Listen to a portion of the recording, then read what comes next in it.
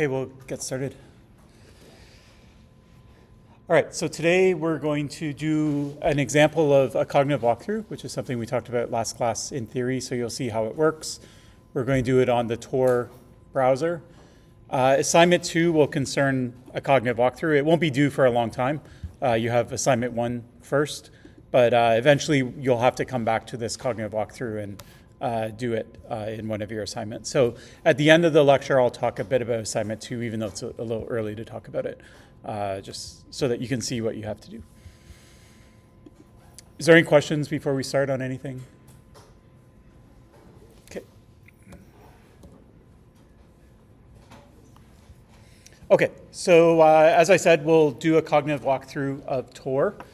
Remember, for a cognitive walkthrough, you want the person doing the walkthrough to be what's called a dual expert. A dual expert is someone that understands how Tor works, they understand it, but then they also understand how usability evaluation is done. Okay, so since I can't assume any of you know anything about Tor, we're going to start there. The first half of the lecture, we'll just go through how it works, and I'll try and make you sort of domain experts on that topic, at least to the extent that I can in an hour. And then we'll do the actual cognitive walkthrough itself. Okay, so Tor is a tool for browsing the web anonymously. Has anyone used Tor out of curiosity? Okay, a few, one. And what is this? What do you think this means? Before I'll tell you exactly what it means, but just if I tell you, okay, here's this thing and it lets you browse the internet anonymously, what does that mean to you? What do you think it means? Okay, so hides your IP address. Any other ideas?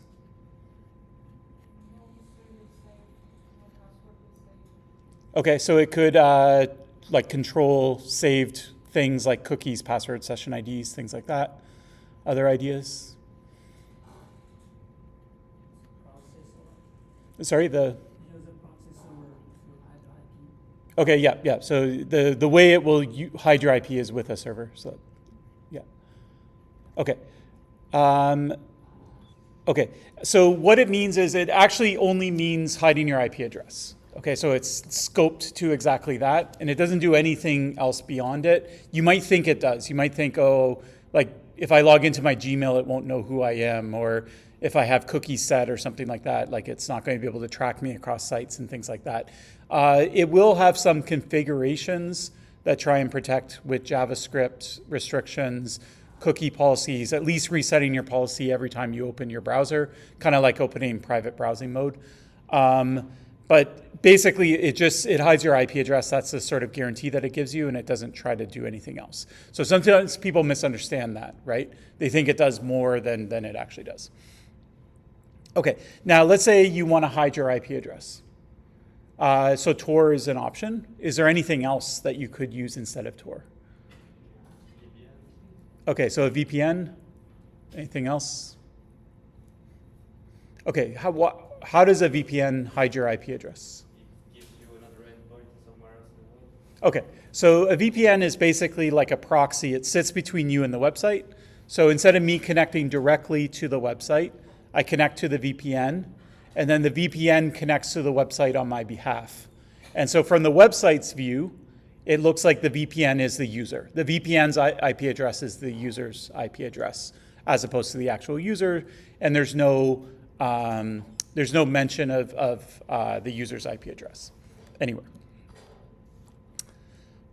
Okay, so proxy servers and VPNs are similar. They're slightly different. We'll talk about the differences, but it's the same idea, which is basically you have a server that sits in the middle that goes back and forth between you and the website itself. Okay, why is Tor better than a proxy server or VPN? That's a question we'll answer by first considering how they work.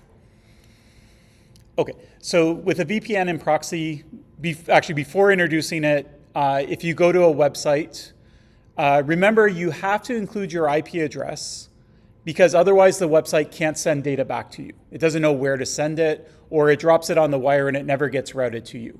Okay, so you strictly necessarily have to include your IP address. It doesn't necessarily have to be yours, but some endpoint that is able to forward the traffic to you. That has to be included in the packet. okay? Now you can make it up. So we talked about IP spoofing when we talked about DNS attacks. You can make up an IP address. There's no authentication. The packet will go through fine. No one will say, hey, that's the wrong IP address. No one checks it, okay? The problem with it is when it hits the server and the server responds, it's going to respond somewhere else. It's not going to come to you, okay? So you can't actually dialogue with the server because it's going to converse with someone else instead. And that person, because they didn't originate that traffic, as soon as they see this packet come sort of unsolicited, right, they're just going to drop it anyways, okay? And the first round of communication, before you even start asking for data, is just you say hi, and then the person says hi back. So basically all you would do is say, hi, concordia.ca, you would spoof the IP address, Concordia would say hi back to whatever IP address you provided. That IP address would say, I never said hi in the first place, why is this hi backing me? And it will just drop it, okay? Now that happens all the time. If you go on the internet, there's this like sort of background radiation of like all this like unsolicited traffic that everyone just sort of ignores, maybe because of misconfiguration or whatever. So there's lots of these like spoofed packets that are just floating around, but it just generally gets ignored. Okay, so you have to include your IP address, okay? So you don't have a choice. If you want the traffic to come back to you, you have to include it, okay? So what we want to do is hide it. The way we can hide it is put someone in the middle, okay? So we'll call this a proxy or a VPN. And the idea is that we're going to forward our package to the VPN in the middle. The VPN, we're not hiding our IP address from the VPN. So the VPN knows our IP address, okay? But then what the middle person will do is they'll go to Concordia on our behalf, and instead of writing our IP address in the reply to, they'll write their own IP address in, okay? So Concordia will see that someone from this middle IP address is requesting packets. It will send it to here, okay? And the middle person needs some protocol or some way of keeping track of like who's asking for stuff, because it might have a whole bunch of users that are connected to it at the same time. And it has to say, okay, I know that this, when I went to concordia.ca, I was doing it on behalf of Alice, right? And so now I'm going to forward it to Alice. And so it might use the port number. There's a couple different ways of keeping track of who's asking for what. But anyways, it will basically say, I know who this traffic belongs to, and it will forward the packet back to Alice. Does that make sense? Okay, so the server does not see the IP address of Alice. It only sees it of the proxy. The server itself will have to keep some log of basically, you know, who's asking for what and where's it going. Otherwise, it can't do its job, because when the reply comes, it forgets who asked for that information, okay? Now, these logs may be kept. They might not be kept. They might be kept long enough for the connection or the session, and then they might get deleted. You don't really know, okay? So you're not really sure. Now, there's two different types of things that are in the middle. So if it's a simple protocol that just operates over standard network traffic, we call it a proxy server. So proxy server just forwards it back and forth. You also have VPN. VPN, the only difference between a proxy and a VPN is that VPN has its own protocol. So it has a custom crypto protocol that it handles. And the purpose of VPN is a little different. A proxy is explicitly meant to hide your IP address. That's why you use a proxy.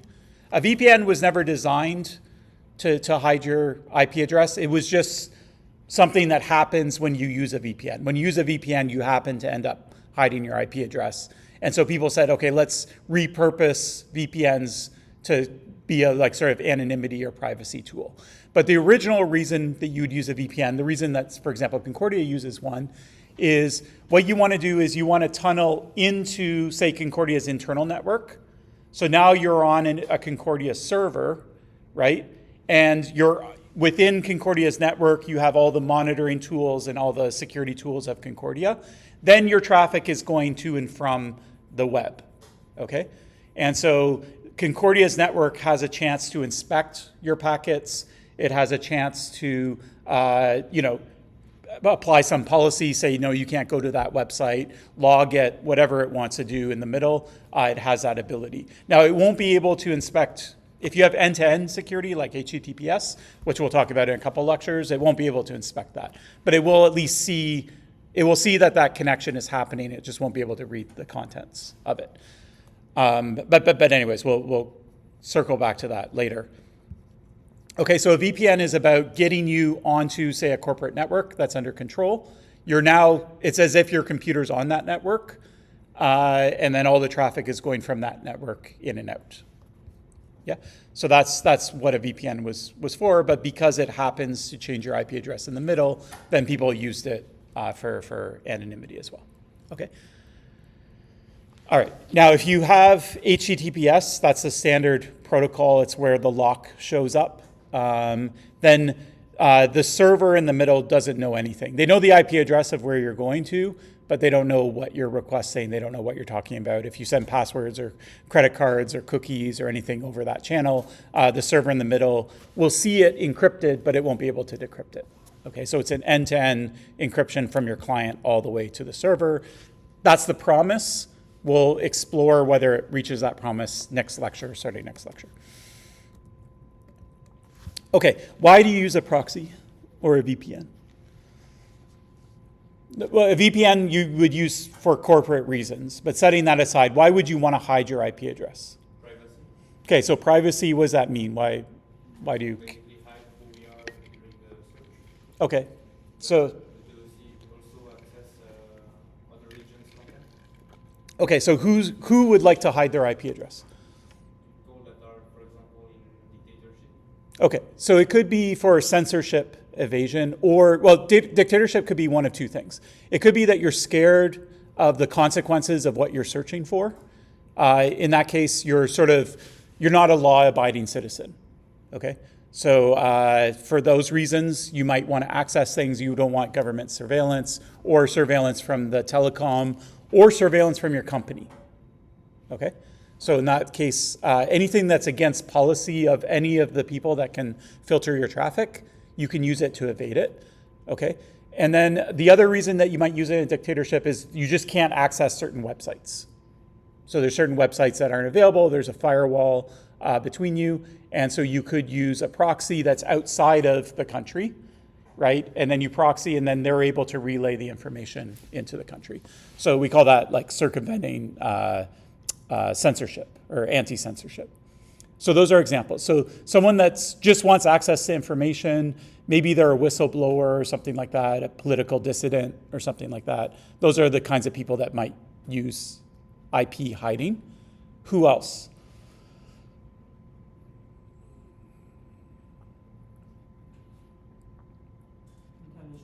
Okay, so law enforcement and intelligence might use it. So if they're researching, even like say you're an investigative journalist or something like that, say you're researching a company, if I go into my company server and I see, RCMP, IP addresses from the RCMP are like going through my website, like with a fine-tooth comb, that's going to alert me that maybe I'm a target of an investigation.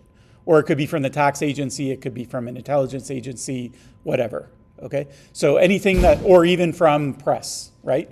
So anything, those things could tip someone off if you keep server logs and you see the IP addresses, okay? So anytime you might want to access a server and not leave a trace, that's also when you would use IP hiding. Any other use cases?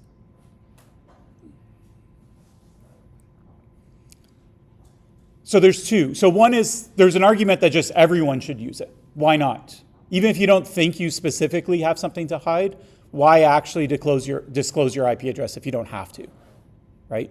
You might as well have that level of privacy, period.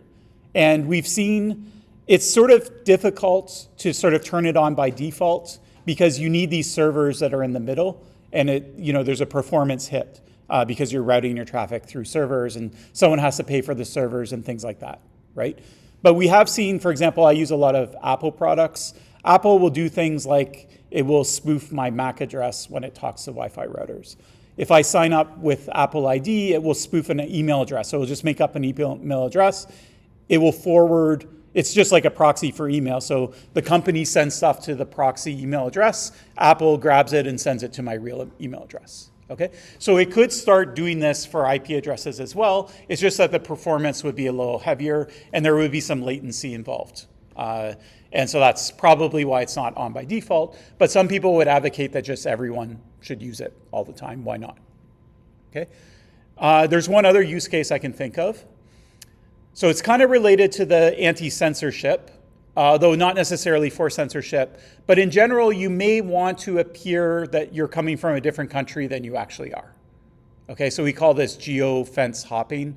So a lot of websites are geo-fenced, meaning that, so examples would be like, for example, Netflix or sporting events or, I don't know, watching shows on BBC.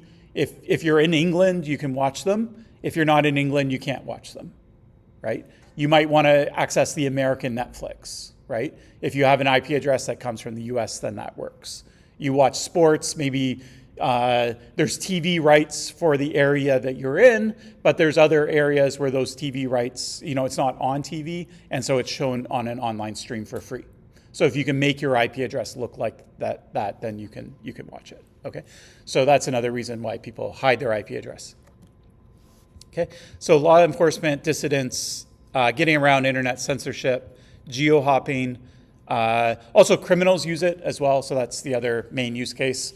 So anyone that's doing anything online, they don't want to get caught, obviously, and so they're going to hide their IP address when they, hack servers or breach servers or things like that. Okay, and so that makes Tor VPN proxies sort of controversial, right? Some people think that we shouldn't have that kind of technology because it enables crime, and other people think that, on balance, the privacy benefits outweigh the criminal aspects itself. Okay, so it's a question of ethics, and I can't make you decide one way or another. Different people have different opinions about it. And like I say, you could just always use it. There's no real harm in using it. Sorry. I should say, okay.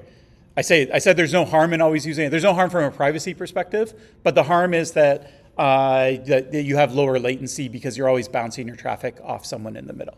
Okay. Now, when we talk about internet speed, we usually talk about latency and we talk about bandwidth, and they're slightly different.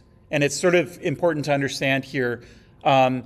So latency is if a message goes from point A to point B, right?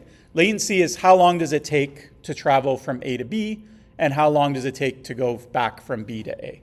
Okay, so that's latency, round trip time, ping time, that kind of thing. Okay, bandwidth is like how fast can you send information between A and B? Okay, now let's say that let's say you're downloading a movie or a software through BitTorrent, and it's a copyright violation. You don't want to get in trouble, so you say, I know I'm going to use a VPN or a proxy. Okay, but I'm downloading this huge file, right? Is that going to be a problem? The fact that you're that you have a proxy in the middle, is that going to be a problem in terms of how fast you can download that file? Depends. Okay, depends on. Okay, let's say the proxy has it's high latency but high bandwidth. So that's what these proxies are. So they introduce a latency delay, but they don't necessarily limit bandwidth. So it's going to be fine. Yeah, okay. So what will happen is you'll ask for the file. So in a normal situation, you'll ask for the file, you'll start downloading it right away, and your download speed will be whatever it is, 100 gigabytes a second, okay? If you introduce latency, then when you ask for the file, it's going to take 5 seconds before the download starts. So that's what latency means. But when the download starts, it's still going to be, 500 gigabytes a second, okay?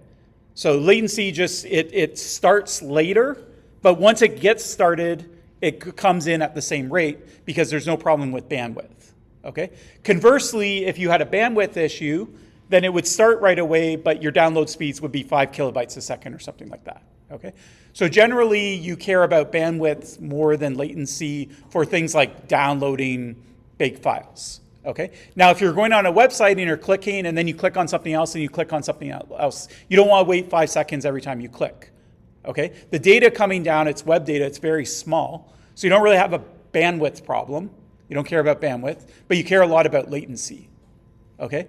So Tor, you're going to feel it when you browse the web because everything's going to be slow, okay? But if you use it to, I don't know, download things or things like that, it's not going to be slow in that sense, okay? So it's slow from a latency perspective, not from a bandwidth perspective.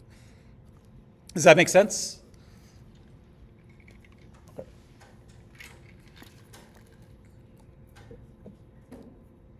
Okay, now let's talk about Tor. First off, maybe I should mention what's a sort of deficiency of this model? So we talked about the benefits of doing it. It hides your IP address and things like that. Is there any sort of deficiency that you can see in this model? Who owns the proxy? Okay, who owns the proxy, and why does it matter who owns it? Let's say you're in a country and the government of that country owns the proxy. It doesn't mention anything. Okay, it doesn't do anything, right? Because they have server logs, and so they actually can see what you're doing. Okay, so whoever controls the server or whoever can get access to the logs of the server will be able to break the anonymity of this. Okay, so your proxy is a trusted party. Okay, so what Tor does is it is basically this model, but what it's going to do instead is it's going to put multiple proxies between you and the site. It's going to try and locate those proxies in different countries or different jurisdictions, legal jurisdictions. So your traffic might bounce to Europe, and then it might go to South America, then it goes to Asia, and then it goes to the website. Okay, and it's still the case that if you compromise all three of them, you will be able to trace it. But what we want is the property of, as long as one of them can't be compromised, then you have the full benefits of anonymity. Okay, so I'm going to put 3 in a row, and as long as one of them can't be compromised, then that's good enough. It doesn't matter if they compromise 2 of the 3, they have to compromise 3 of the 3. And 3 is an arbitrary number, it's the default for Tor, but you could have it 5, you could have 10, you can do whatever you want. You can have 1 if you care more about performance. Okay, so the way Tor works is you have the client installed on your computer. We'll talk about that. We'll do a walkthrough of that actual client. I have an IP address. I want to go to concordia.ca. The first thing I'm going to do is I have to figure out where are all the Tor nodes to connect to. So where are all those proxies that are in the middle? I want to pick 3 of them to route my traffic through, but I need to know where they are. So the Tor client will come with some default proxies probably, okay? And the other thing it will do is it will come with a directory, okay? And the directory will have a list of all the different proxies that you can go. So what I can do is I can go to the directory, ask for a list of proxies, and then I'll see the network. So the directory will say, okay, there's all these IP addresses, there's all these proxies all over the world, they're happy to forward your traffic for you. And what your client will then do is say, okay, I'm going to pick a path through 3 of them. So let's say I want to go through this one first, then I want to go through this one second, then I want to go through this one third, and then I'll go to concordia.ca. Okay. Then what your client's going to do is it's going to do like a custom crypto protocol. It does use HTTPS. So it's not as simple as just HTTPSing to Concordia, which is what you normally do. What you're going to do is you're going to build a kind of onion, we'll call it, or kind of like tunnels inside of tunnels. I'll walk through it in the slide. But the tunnels are going to be standard HTTPS, but the fact that you're layering tunnels inside of tunnels is custom to Tor. So it's best to think of it as a custom protocol, okay? So your computer's not going to be able to do this without the Tor client. That's why you have the client installed on your computer. Even though you have a computer, it has a browser, it can do HTTPS, it can't do Tor specifically, okay? So what the Tor client will do is it will first go to node 1, and node 1 is going to see the IP address of the client, okay? So it's going to say, here's a user, and this user wants to use Tor. Okay, they're a Tor user at this point. We call this the entrance node. And in order for me to get the entrance node to forward the traffic to the next node, I have to tell it what the next node is. Otherwise, it can't possibly forward it. Okay? But what I do not have to tell it, what N1 does not have to know strictly, is it doesn't have to know who node 3 is, and it doesn't have to know who Concordia is. Okay? So what I want to do is I want to tell N1 about N2, but I don't want to tell it about N3 or Concordia. All right? So the way I do it is I tell it who N2 is, okay? And what it does is it helps me build a tunnel from myself all the way to N2. The traffic is flowing through N1, so N1 sees the outside of the tunnel, but anything that's put in that second inner tunnel, N1 can't read. It has no idea what that data is. Okay, so at this point, N1 knows that there's a user. They're using me as their entrance node, and I'm forwarding traffic to N2, but it doesn't know anything else. Okay. Then what the user does is it uses the inner tunnel to N2, and it tells N2 who N3 is. So it says, I want you to forward all my traffic to N3. N2 says, okay, I'm happy to do that. And then what the user does is it sets up a secure tunnel between it and N3. Okay, so the user has an end-to-end tunnel from itself to N1. It has one from itself to N2, and now it has an end-to-end tunnel to N3. Okay, even though this end-to-end tunnel is flowing through node 1, node 1 can't read it. It just sees the outside of the tunnel. Okay, and because it's inside this tunnel to N2, it doesn't even know that it's going to N3. Okay, all it knows is whatever I receive, I forward to N2, and all N2 knows is whatever I get, I'm getting it from N1, and I'm forwarding it to N3. Okay, now node 2 also doesn't know who the user is. Okay, all N2 knows is I'm getting traffic from N1, I'm forwarding it to N3, but I have no clue who the user is. If I want to reach the user, I send my responses back to N1, and then N1 is going to figure out who the user is because that's N1's job. Okay, and then finally you recurse all the way to Concordia. So inside this inner traffic, I say, okay, I actually want to go to Concordia. That's the website that I want to go to. Okay, what does Concordia see? Concordia sees that N3 is accessing it. Okay, so N3 is kind of like the proxy as far as Concordia is concerned. Okay, so Concordia doesn't know who the user is. It hides the IP address of the user, which is the property that we want. It just returns traffic to N3, and then N3 drops it in the tunnel and sends it to N2. N2 drops it into the tunnel, sends it through N1, and then it comes out at the user. Okay, does that sort of make sense? Okay, so we call this kind of telescoping tunnels. It's kind of like a telescope where there's like kind of like cylinders inside of cylinders. Or if you were to slice it right here and look at it like as if it were tunnels, it'd be like circles inside of circles, which kind of looks like an onion, which is, so Tor used to stand for the onion router with a reference to that, but now it's just Tor. It doesn't mean anything.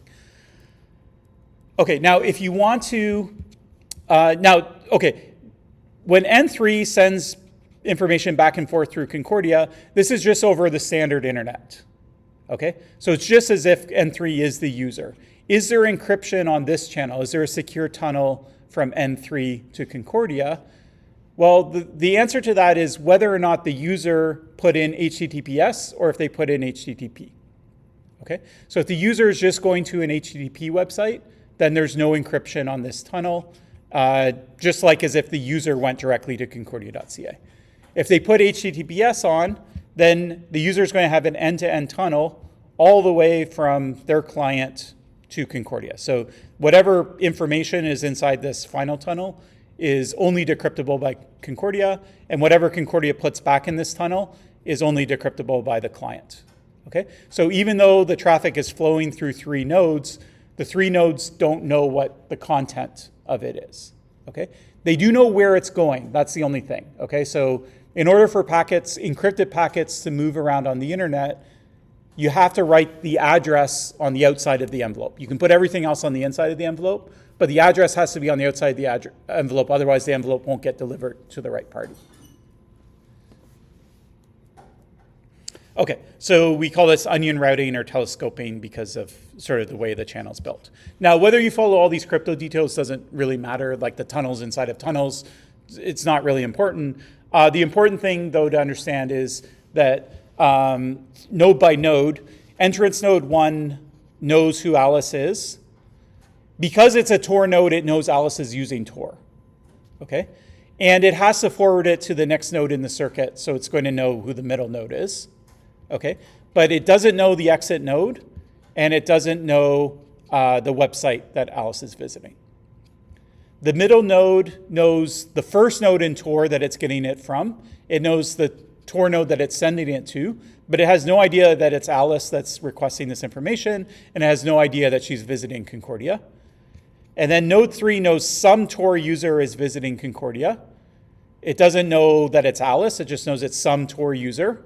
And it knows that that Tor user is using the middle node N2. Okay? But it doesn't know Alice, and it doesn't know the entrance node as well. I should add that, but it doesn't know what N1 is either. Okay? Yeah. Yeah, it lies in the fact that nobody has a complete picture of the path. So everyone sort of knows what's coming in and what's going out. And so if you want to break the anonymity, what would you have to do? So you would have to compromise N1. Then you would learn that this IP is sending it to N2. Then you could go to N2, say, give me your logs. And then you know all the traffic from N1 goes to N3. Then you could go over to N3 and you could say, okay, traffic from N2 goes to Concordia. Now you have a complete trace. Okay? So you can say it's this IP address that's sending information to Concordia. Okay? So you have to break all 3 of them. If you can only break 2 of the 3, right, then you can't trace. You're missing a link, one of the links, depending on which one you can't compromise. Okay? And so if you're missing a link, then you can't trace through. Okay? Now, there's one sort of exception in practice to that. Let's say you're able to compromise N1 and N3. Okay? And you don't even have to compromise N1 and N3 on Tor itself. It would be sufficient that if you're just on the wire between Alice and N1, and you're on the wire between N3 and Concordia, okay, what can you do? So you won't be able to do the full trace, okay? You won't know that Alice is accessing Tor, but there is some information that you'll know. You'll know that Alice is accessing Tor, okay? And every time Tor forwards information to Concordia, on the other side of the connection, you'll know that somebody is accessing Concordia from Tor. So you know Alice is going into Tor, and you know some Tor users accessing Concordia, but what you can't do is link them together. You can't say that's the same user, okay? Except if you look at packet size, you'll see Alice sends 50 packets into Tor, and then almost instantly, like maybe with a bit of delay, exactly 50 packets go out to Concordia, right? And then there's silence for a while, and Alice isn't sending anything in, Concordia's not sending anything in. Then all of a sudden, Concordia responds with 101 packets, and then you look and see, 101 packets come out to Alice, okay? So you haven't proven that it's Alice, but I mean, you've inferred it because you can fingerprint what the data looks like going into Tor, and then you can see that that same fingerprint comes out of Tor, okay? So what Tor does is they say, we're not doing anything about this case. We can't help you, okay? If you're in a case where the adversary is here and they're also here, right? Then that's it. We can't do anything about it. Sorry. There are things they could do in principle, like they could try to send dummy packets that get dropped, so they kind of change the size of things. But you can't drop information, so the only thing you can do is make traffic bigger. But then that just increases problems with latency and performance and puts more burden on the servers. And usually, like, there's some academic work that studies like whether you can put dummy packets in, and usually you can break it anyways. You could also introduce delays so that the packets don't immediately come out the other end. So you can try and like do that type of stuff, but Tor doesn't do that. It just wants to be a lean, fast protocol, and it just says we don't protect from an adversary that's between you and the first node and between the last node and the server. Okay, so that's called a global adversary, by the way. That's how Tor phrases it. Now, is a global adversary possible? How hard is it to get between Alice and the first node and between the third node and the website?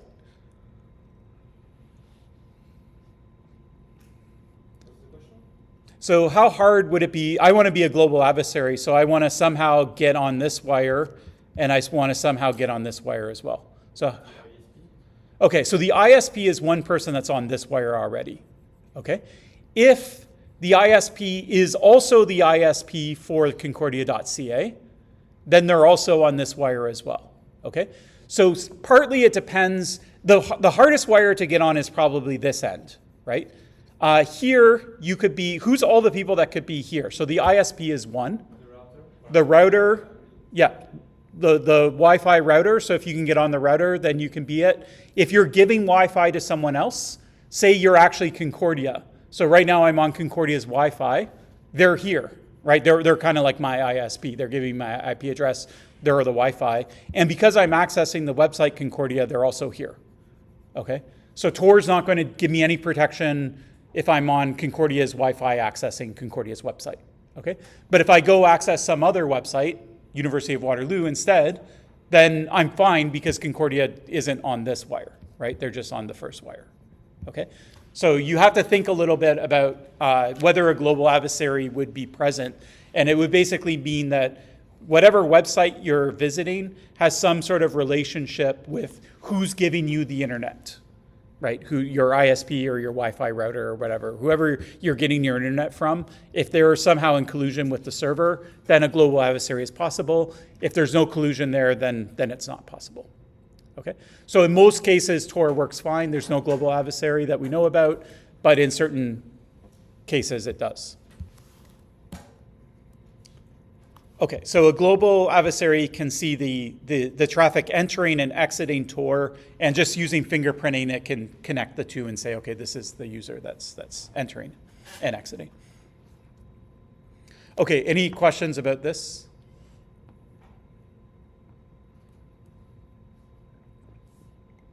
Okay.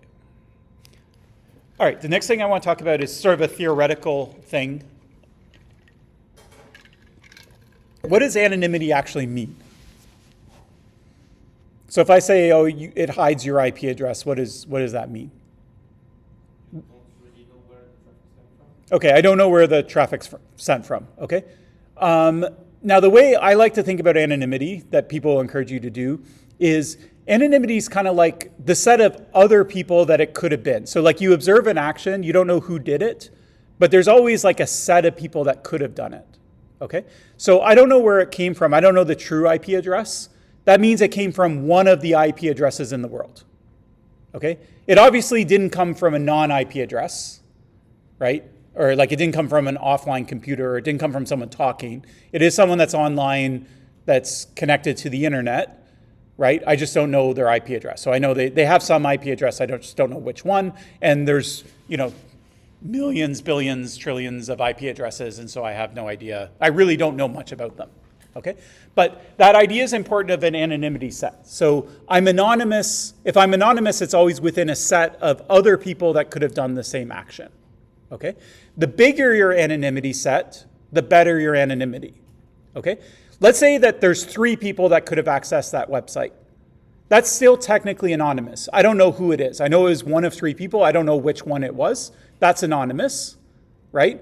But it somehow feels less anonymous than if it could be anyone in the world, right? That's more anonymity. So generally, we like bigger anonymity sets. The more possible people it could be, kind of the better or stronger anonymity is. If it's one of 2 or 3 people, it's still technically anonymous, but it's kind of less anonymous. And if the person can just rule out 1 or 2 people, then you break anonymity. Okay, so that's why it's, so you generally want the biggest anonymity set possible.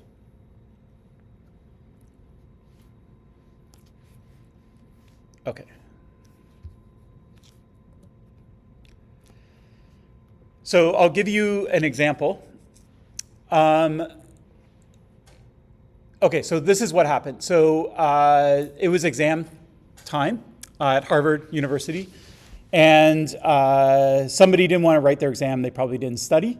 And so what they did is they sent an email to the administration saying there's a bomb in the building where the exam was taking place. Okay, the school didn't know. It thought maybe it's a hoax. It gets these kinds of hoax all the time, but out of safety, it canceled the exam, closed down the building, sent the police. They inspected the building. They didn't find a bomb. And then it probably took a day for them to reopen it. And so the exam was canceled. And so whoever sent it got, an extra day to study or a couple extra days. Okay. Now the person that did it was clever, and they said, I'm going to send it through Tor.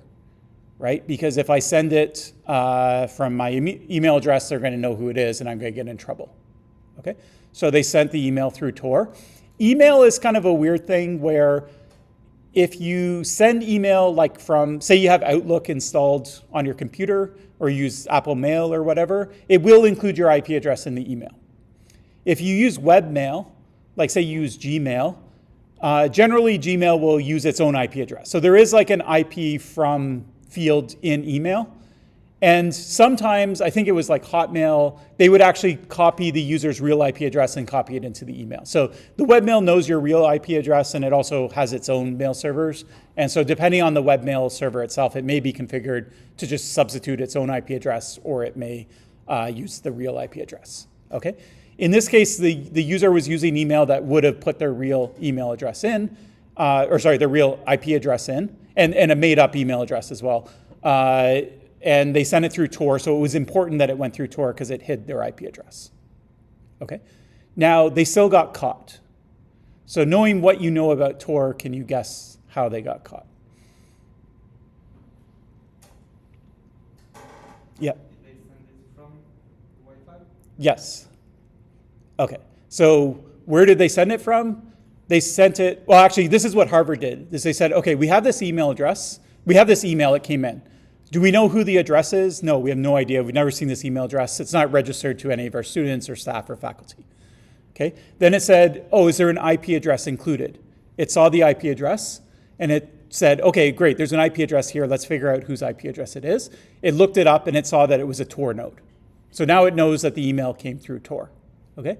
Then they went over to IT, and they said, was any user on Tor, accessing Tor, like Tor servers, sending traffic through Tor at the time that we received this email, plus or minus 5 minutes? Okay? And IT said, actually, there was one user in the whole university that was accessing Tor at that particular time. And so they can't prove necessarily that it was a student, but it was strong circumstantial evidence. And that student's, their anonymity set was 1. Right? Technically, Tor puts you in an anonymity set of all other Tor users, right? But because they were on Harvard's Wi-Fi network, right, and they were the only user that happened to be on the network at that time, right, they had an anonymity set of 1. So then the university pulled them in, they questioned them, and then the student admitted that it was them that did it. Now, if they had crossed the street and went to Starbucks and sent the email from Starbucks Wi-Fi instead, would they have got caught? No, they wouldn't have. Okay? So it was simply because they sent it from Harvard that they got at least the suspicion on them. Technically, they could have went in and denied it, and you couldn't prove it. But anyways, it was enough for them to fold. Yeah. If they use the Starbucks Wi-Fi, and it was only, well, like, you assume it will be only one user as long as it's stored. Okay, yeah. So let me clarify. If they use Starbucks, Harvard might still go to Starbucks and say, hey, do you have any Tor users, right? The problem is that Harvard doesn't know that the user was at Starbucks because they can't even see that, right? All they know is the user was not on Harvard's own network. They were on some other network. And so they can't go to every network around the world and say, give me your server logs, yeah? And then Starbucks might not even do it anyways, kind of thing. Does that make sense? Yeah. Okay, so if they weren't on Harvard's network, you wouldn't know where they were, what their ISP. You would have zero information at all about it. Okay, so Harvard in this case was this global adversary because they were the ISP, and they were also the mail server receiving the email.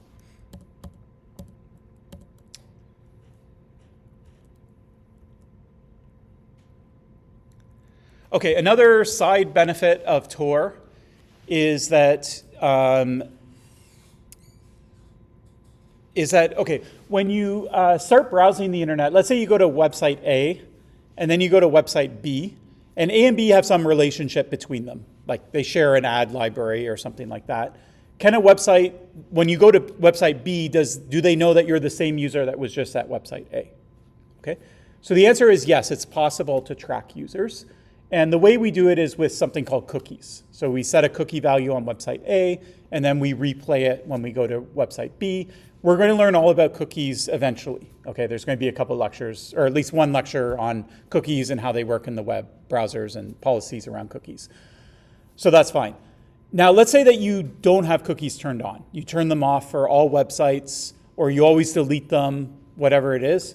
Then can the website track you? The answer is no, at least not using the cookie mechanism. Okay, and it's possible to turn off cookies. You break a lot of the functionality of websites because cookies are used for other purposes as well. You can also try to just turn off cookies for websites that are known to track you. Okay, and so your assignment 2, what we do today on Tor, I'm going to ask you to do the exact same thing on a tool that does that. So what it does is it turns off cookies for websites that are known to track you. And it also gives you a lot of information about who's setting cookies and things like that. Okay, so that's what the assignment will concern. But anyways, another way that you could track users from A to B is, let's say a user comes to me and I want to send them back a website. Okay, usually what I want to do is I want to send them a website that they can display. Okay, and now we have all these devices. For example, if they're on a phone and if they're on a laptop, the way I display my website will be different, perhaps, right, if I'm optimized. So if they're on mobile, I want to send them the mobile version. And if they're on desktop, I want to send them the desktop version, okay? How does Google figure out whether you're on mobile or desktop? Okay, there's kind of like 2 ways it could work. One way is it might send both. It might just say, here's all the different versions of the website you choose, okay? So that could be one way of doing it. The second way it could do it that would be more efficient for the server anyways is just ask, hey, what agent are you using to access me? And then your phone will just say, oh, I'm an iPhone. Or your computer will say, I'm a MacBook. By the way, my screen resolution is this, and these are my color profiles and blah, blah, blah, blah. And I'm in Safari, I'm not in Chrome. Send me the Safari version because, there's certain things that are enabled in Chrome that aren't enabled in Safari. Oh, and by the way, I have this extension installed. And so if you want to do something with that extension, then you can do that too. And then the website might say, okay, we have a really pretty version of our website that has all these cool fonts. Do you have that font installed? Because if you do, I'll send it to you right away. If you don't, I'll send the font down as well so you can install the font and display it. And your browser will say, okay, here's all the fonts I have installed, right? And they're going to be based on whatever websites you went to in the past and what fonts got installed as you were going around the web, okay? And so your browser tends to be very chatty about all the configurations that it has. And a lot of those configurations are dependent on your history. Depending on which websites you went to, you'll have a different set of fonts than someone else, okay? And so the question is, could you actually uniquely identify someone if you just ask for tell me everything that I can ask about your browser, then the person's browser sends you all the things. Then later you're at the user comes to a different website and you say the same thing. Tell me everything about your browser, all the fonts you have installed and what version you are and what screen resolution and things like that. And then you say, okay, do I have any other user that has this exact same configuration? So what this paper showed is that generally, across 94 or 95% of browsers, you could identify a single user because a single user's exact configuration will look different than every other user. Okay, there'll be enough sort of custom things that kind of got picked up. All right, so we call those super cookies because you can't really go in and delete them. Okay, you could go in and delete all your custom fonts and things like that, but anyways, browsers don't give you an interface. You can clear your cookies, but you can't clear all this configuration data that got picked up. So one thing that Tor does as well is it makes every user look exactly the same. So when you get Tor, what you do is you get a fresh browser or a clean browser. It doesn't have any of this customization. It's just a fresh browser that was just installed and had never browsed the internet before. And so servers can still ask, what does your browser look like? And it's going to look like the Tor browser of every other Tor user. Every Tor user is going to basically say the same thing about their browser. So it also makes it hard to track across websites using these like super cookies, which is what it's called when you track people based on this configuration data. Okay, so that's another added benefit that you get from it. While we're on this topic, I should have a slide about it, but you probably know that browsers have like a private mode, incognito mode. What does that do? Does that hide your IP address? Is that another alternative to proxies or Tor? Okay, so it does not hide your IP address, just to be clear, and that's true. So it doesn't do anything. It's not a replacement for Tor. Okay, it deletes stuff. What does it do?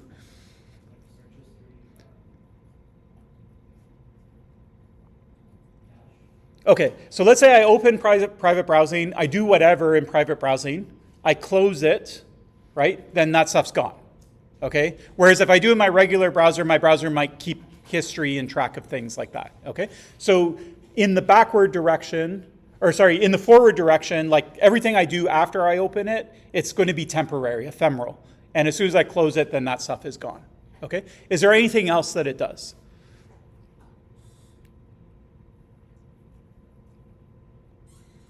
Okay, there's one other thing that it does, which is when you open it, it starts with a browser that doesn't have any past history either, meaning all the cookies that you've collected, the fonts you've been collected, and all of that stuff, it just pretends they don't exist. It pretends you got a brand new laptop and you turned it on for the very first time.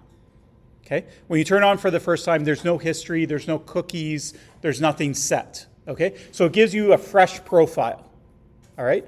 And so sometimes, this is just a tip, sometimes your cookie settings get messed up, or you can't access websites, or you get in like a loop, or sometimes extensions mess around with websites. So like a great way to debug things, if you ever get like stuck, you think you should be able to access a website, it's a problem on your browser, it's not a problem on the website itself, then try private browsing mode, because it gives you a fresh identity. And then if it works from private browsing mode, that like basically tells you it's some problem with the cookies that are set with it. Okay, so private browsing mode also kind of helps with super cookies as well. It kind of gives you kind of like a fresh identity. So all the users that just opened a private browsing window will kind of look the same from web servers. Okay, now as you browse with private browsing mode, it does pick up cookies.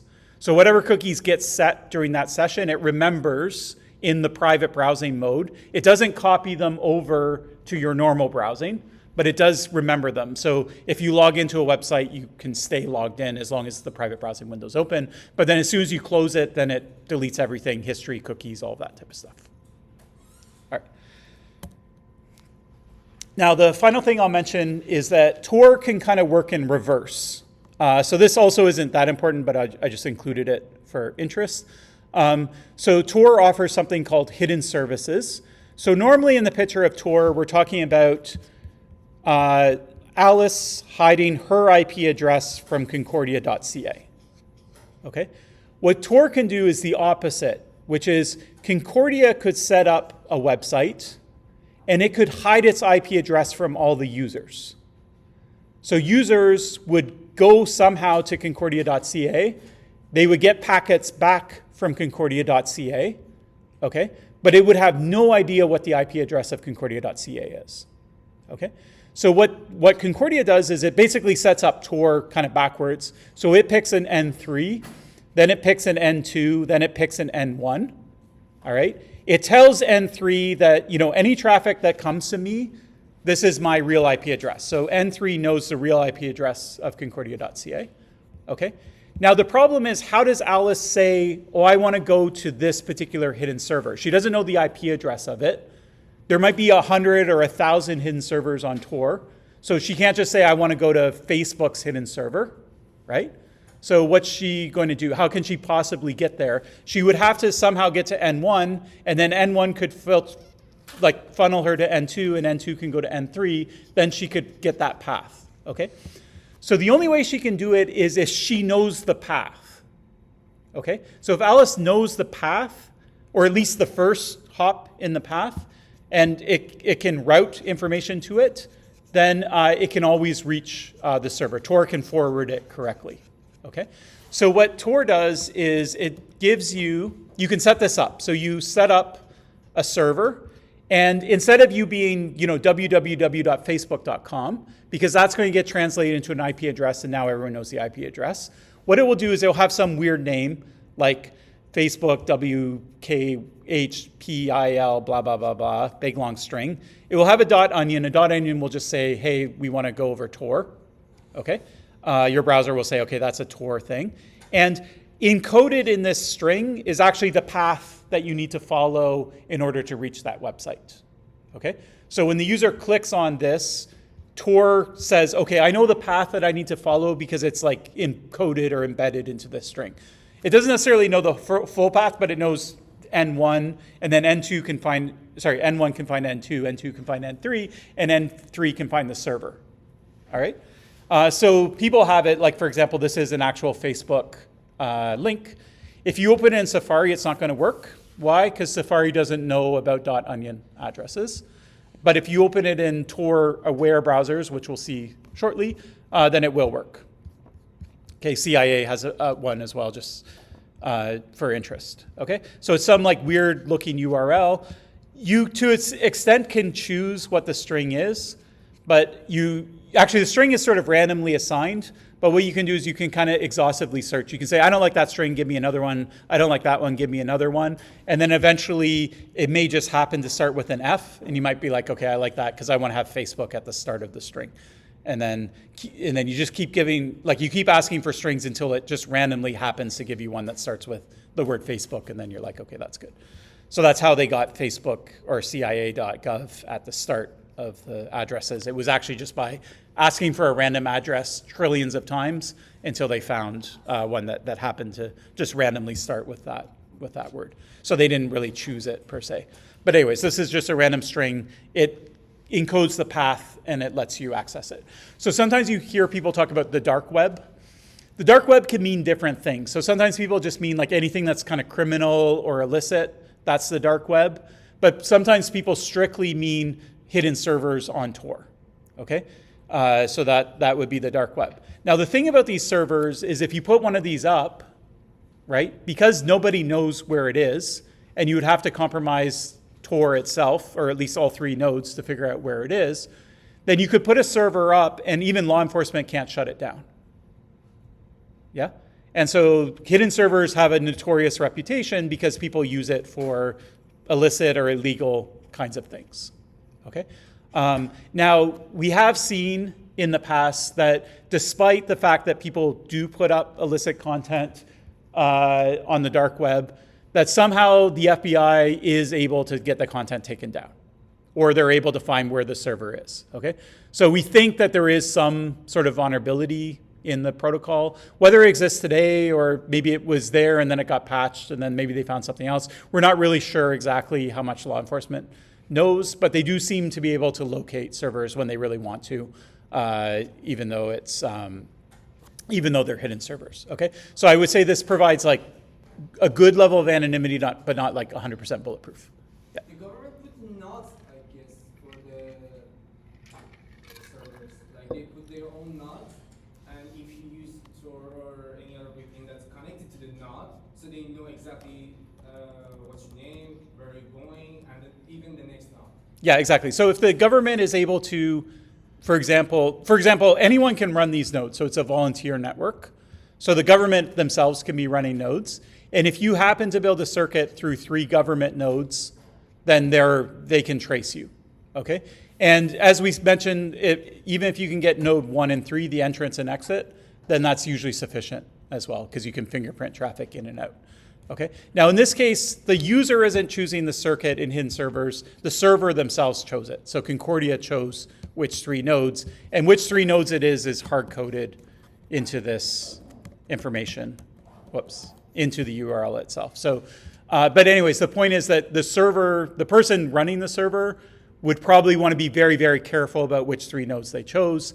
They might choose nodes where they personally know the people running them, right?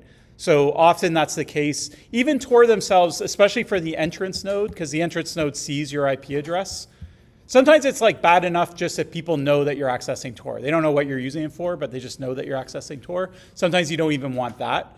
And so Tor is like pretty picky when it gives you node 1. So like not all volunteers can be node 1.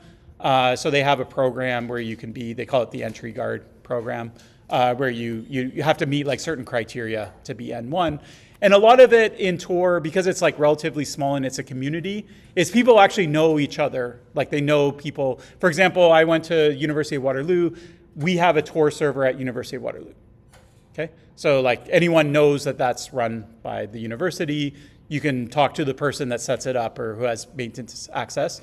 Now, in this case, just for interest, they explicitly said we want to be N2. We don't want to be N1 and we don't want to be N3.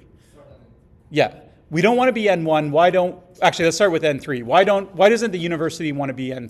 Because everything related to N3, and if it's gonna be like the law issues or something, the government has to ask the university where this IP went, and they have to give it. And for the same thing goes for the first one, because they receive all the information about the person who tries to go for, I don't know, N2 or something. Okay, yeah, so roughly correct. So yeah, so N3 we don't like because let's say this is a sting operation, so the law enforcement sets up, like say a server for child pornography, right? Then they see, okay, who's all the IP addresses that are accessing it? Well, University of Waterloo is going to be in there, right? Then they're going to come. Now, law enforcement know about Tor now, so they probably wouldn't do it, but there are lots of examples, like from 10 years ago, of people getting their doors kicked down by law enforcement, getting all their servers seized because they were part of, like their IP address showed up in some server logs for illicit content, okay? So university doesn't want the liability of being N3. They don't want to have to deal with law enforcement. And then from N1, they have user IP addresses, and that's sensitive information. There's privacy laws in Canada. You have to be careful about, like, do you record them? Do you not record them? How long do you retain them? Do you delete them? Who has access to them? And things like that. And so you'd rather just not have any private information, period. Okay? If you're N2, all you know is the IP address of N1 and N3, but you already know that because it's in the Tor directory. So it's not even private information, right? So being N2, you don't have to really deal with anything. It's not a headache. And you also are contributing to Tor. You're giving bandwidth to the people that are trying to use it. Okay. So there's a lot of people that are happy being N2s, but they're not going to be happy being N1 or N3, and that's your choice. So if you want to start a Tor server, you can start it, and you can set policies that say like never make me an entrance or an exit node.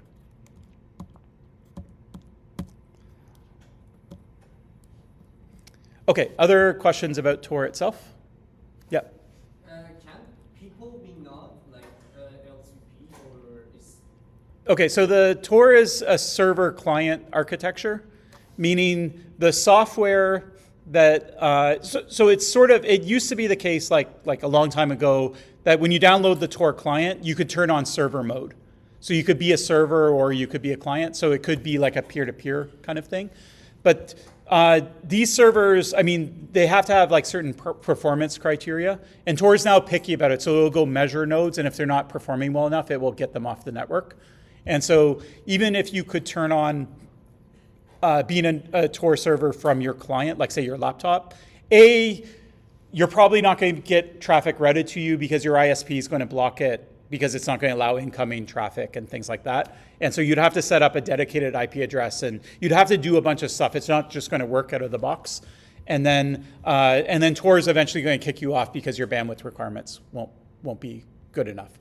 So the answer is sort of roughly no. Now there are other anonymity clients that do try to do a peer-to-peer thing. So I2P, and then there were some earlier ones as well. And so the idea there is if you're using it, you're also serving it. It's kind of like file sharing or something like that. If you're downloading the file, you're also uploading it to other people that are trying to download it at the same time.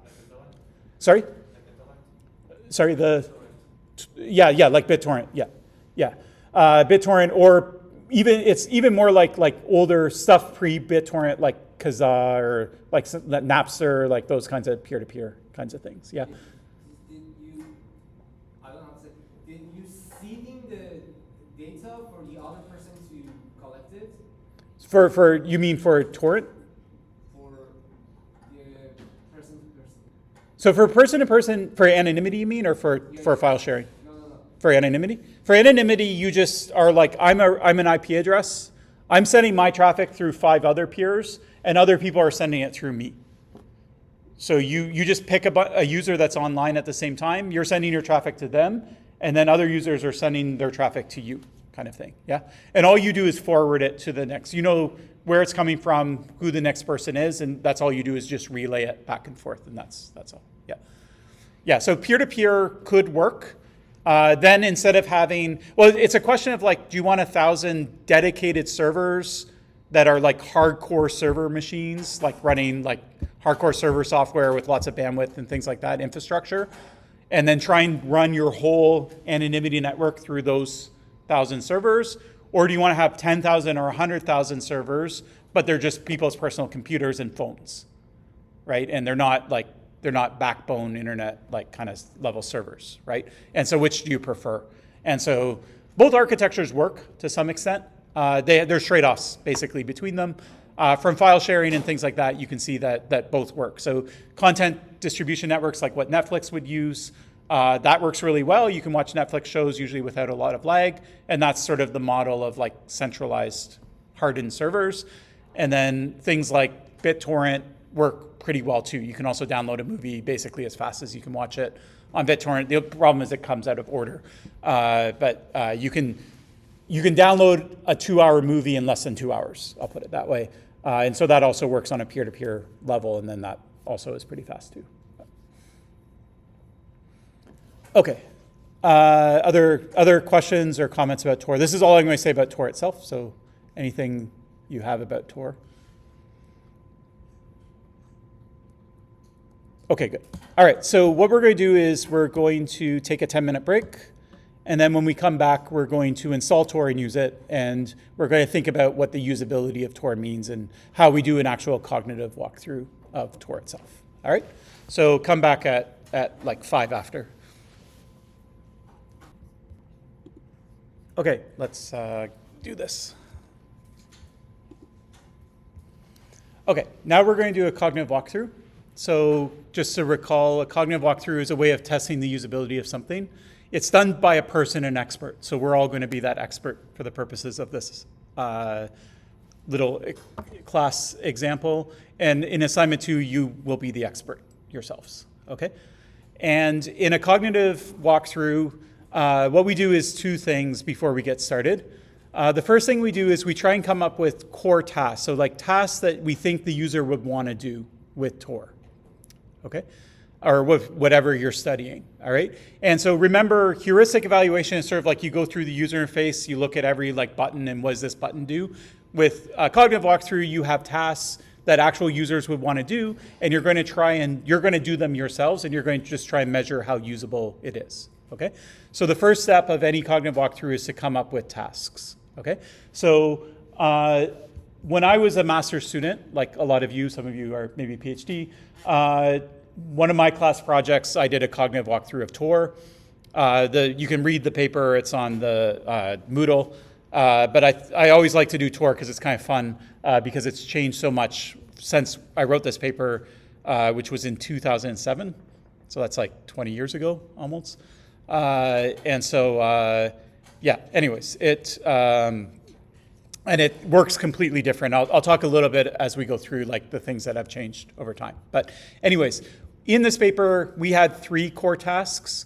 And so we might as well just use the same 3 ones, although I might add one to it. So the first core task will be to install and configure Tor. Now configure, what does that mean? It means sort of like get it working, all right? And it used to be like 20 years ago that configuration was the hardest part. Tor was like a manual thing. You had to like download it, then you had to like change your browser settings so that it would look to Tor, and then DNS lookups wouldn't go over Tor, so then you had to like configure DNS so that it would send its lookups through Tor as well, and it was like a real pain to configure Tor. Now what you do instead is you just download a browser. It's like a fork of Firefox, and Tor is automatically configured within the browser. So installing, we'll do it, but there's not much to configure anymore. So that's like one way that it kind of improved. Okay. Then we want to make sure, we want to go to a website anonymously. We want to know that we're anonymous when we visit it, make sure it's working and all of that type of stuff. Okay.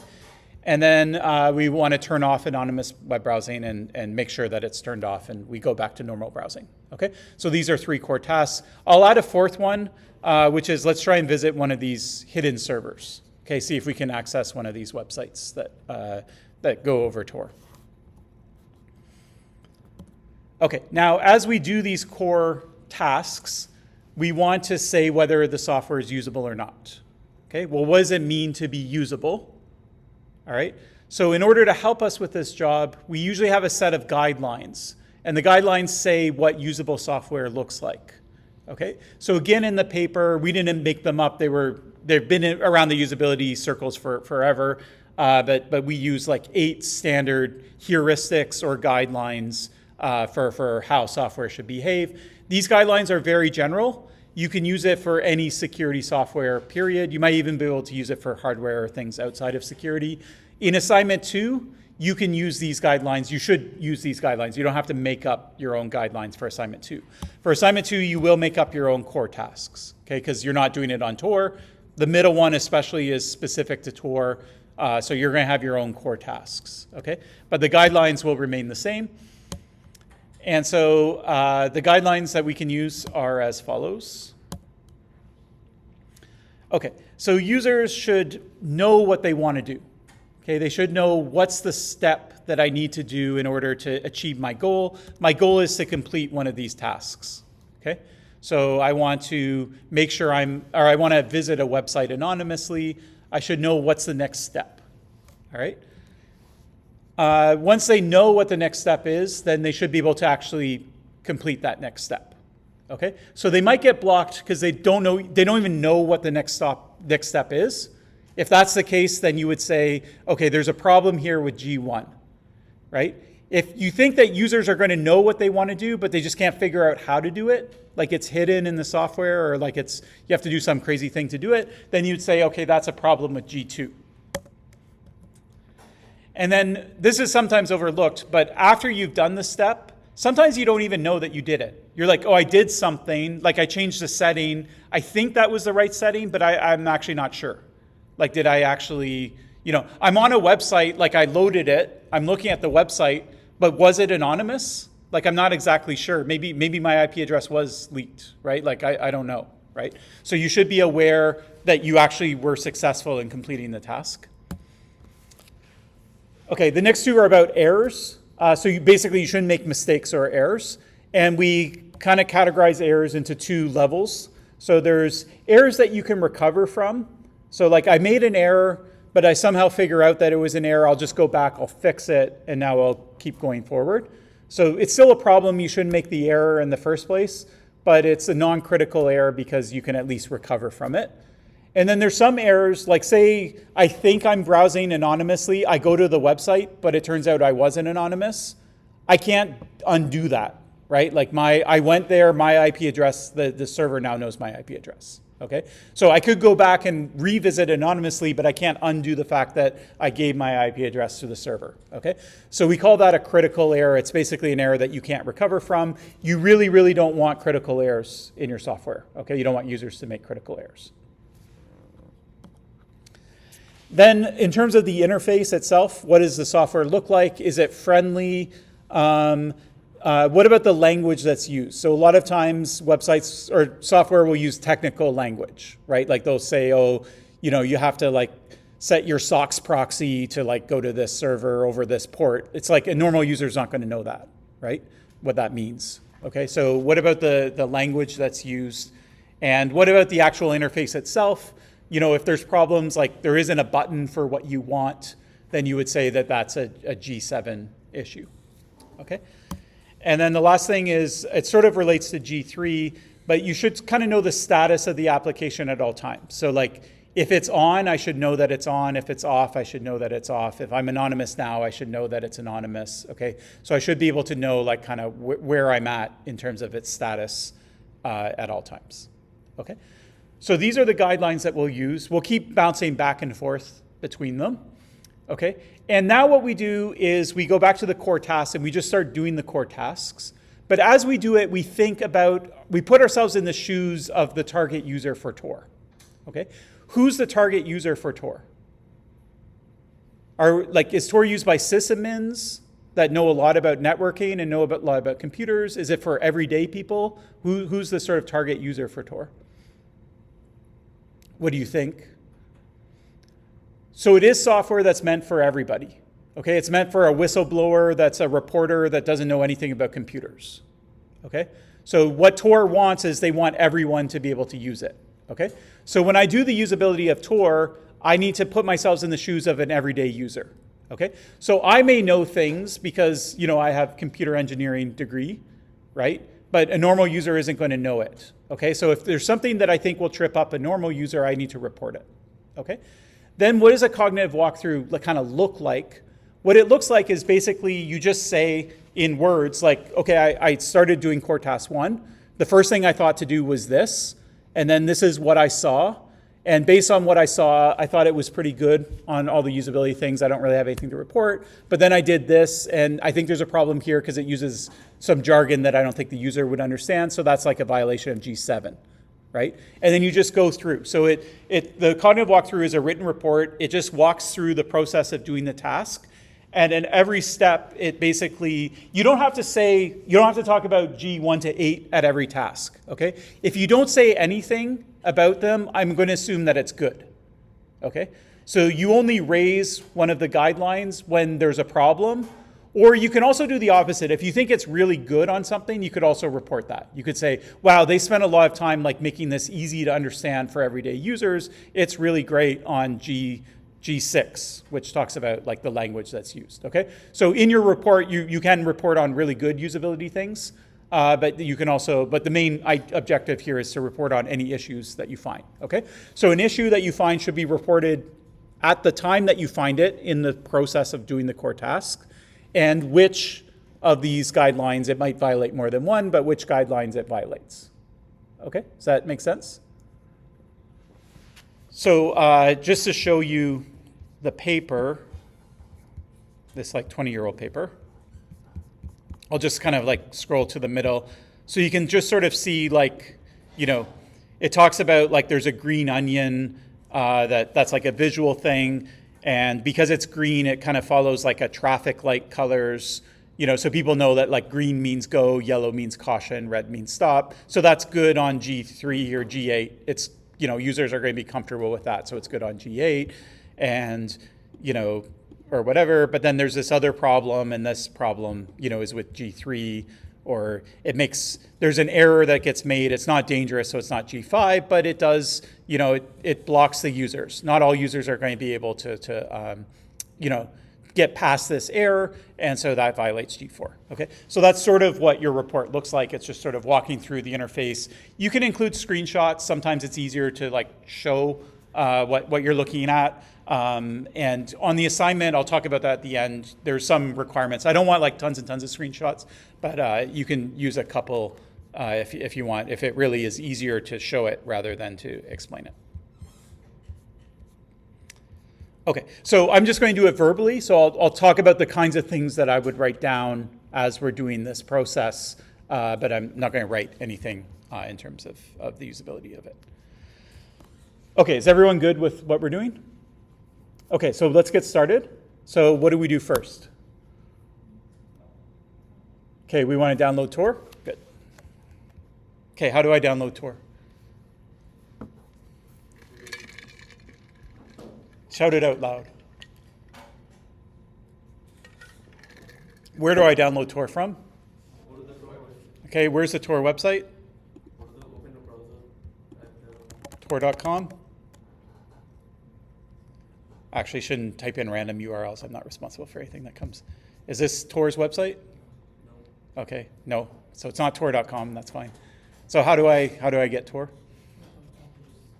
Sorry? Tor.org. Okay, so we can just keep trying things. Again, I'm not responsible because I have no idea what's going to show up here. But Tor Christensen, that's fine. Okay. So search where? Okay, so I can type it in here, which will redirect to Google. Okay, so it sounds stupid, but you really have to break steps down. Okay, so you have to talk about every little step. Okay, so you can't just assume the user is going to the Tor website. They have to find the Tor website. How do they find it? Okay, so that's the lesson there. So we're going to break everything down. Now, I'm not going to assume a user is like a complete, like I've never used the internet before, I don't know what a computer is. Okay, so again, you need to tell the person in the cognitive walkthrough who the user is. So I'm going to assume it's someone that uses the internet, they know how to use a search engine, they know how to install an application, they have that like basic level, but they don't have like a degree in networking or cryptography or something like that. Okay, so that's the kind of user that I'm targeting for this itself. And it's also okay, by the way, to fork, where you might say, here's a point where I think some users are going to have trouble with this and some users won't. Okay, that will happen a lot, where you might say there might be a problem with users who really don't know a lot. They might not be able to get past this step, but then users who know a bit will be able to get past it, no problem. Okay, so you don't have to maintain a consistent profile as you go through the walkthrough. You can just say that, this is a point where some users aren't going to figure out the right thing to do and other users are going to be able to figure it out. Okay, so I'm going to type in Tor. I can put in download. I could spell download correct. Okay, so the first hit here is download Tor browser. That looks like what we want to do, right? Anyone disagree with it? Okay, is there any case where the top result here wouldn't be actual Tor browser itself?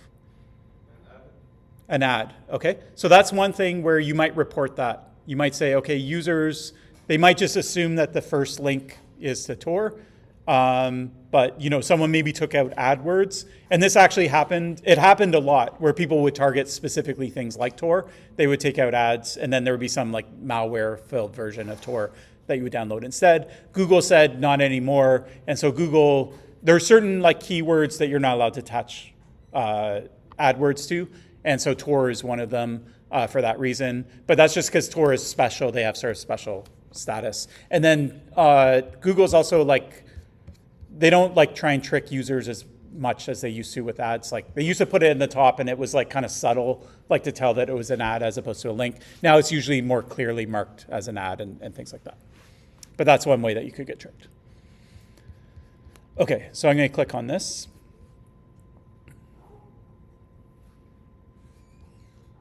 Okay, so here it says download Tor browser, so that's pretty clear. Protect yourself against tracking, surveillance, and censorship. That's pretty clear.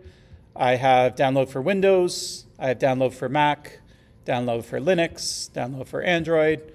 I'm going to assume my user knows that they're on a Mac, and so they're going to want to download the Mac version of it. You can report that if you think that that's confusing in any way.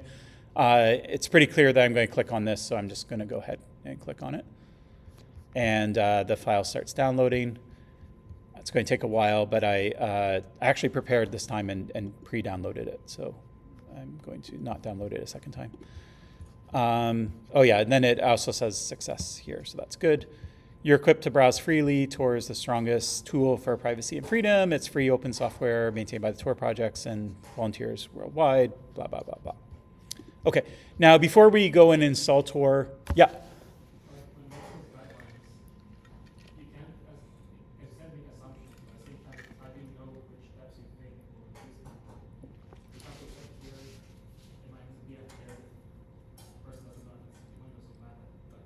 Yep. Okay, good. So if you're not clear, like some users might do this, some users might, what do you do in the report and how do you assume it?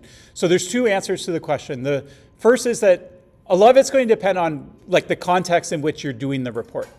Like you're not just going to do them for fun, like you're writing them because like somebody, like your boss asks you to do it or whatever. So then you're going to take that into account and say, well, what do they want to know, right? So you're going to be sensitive to like whoever's asking for it. In assignment 2, I'm asking you for it. It's part of an assignment. So if you think it's like too dumb to put in an assignment, then you won't. So you'll sort of gauge based on that. So that's the first question. The second thing is, though, there are still, even with that in place, there are still other things where you might think users do A and some users do B. In that case, you want to work that into the report itself. So you want the report to be complete. So anything you can think of that might trip up users, you're going to at least like document it. Okay. Now, someone who reads the report is going to decide, do we really want to change the website because of that? Is it significant? Is it actionable? That's up to them. right? But you at least documented, and then maybe like 5 years down the line, there's actually a problem with that. Then you can say, well, this was documented. You decide not to make it actionable. That's fine, type of thing. Does that make sense? Yeah. So what you're doing is you're raising every possible issue. There's a minimum bar of sensibility, but like anything that's sort of a sensible issue, you want to just document it anyways. But you don't necessarily. And sometimes the person doing it might say which is actionable and which isn't. Or they might have like a kind of table where they're like, these are the top 10 most actionable things that you should do. But for the assignment, you don't have to do that. You just have to document it. So, okay. All right, now before we install it, is there any other possible way that you think a normal user might try and get Tor other than going to Google, Googling for Tor and following the links? Asking someone, maybe? Okay, so they might ask someone, what would you ask? Yeah, but so I can think of two things. One might be like, what's Tor's website so I could download it? Or it could be, can you give me the file? Right, so those are two things that could happen. Is there a danger of just getting a random binary from your friend? Yes. Obviously, yeah. So I mean, that's something else. Okay, what if you're like an expert user? Okay, is there any other way that you install things other than just going to the website and downloading it? So if you're on Linux or something like that, you might use apt-get. If you're on Apple, you might use brew or something like that. So you might do some sort of command line thing, right?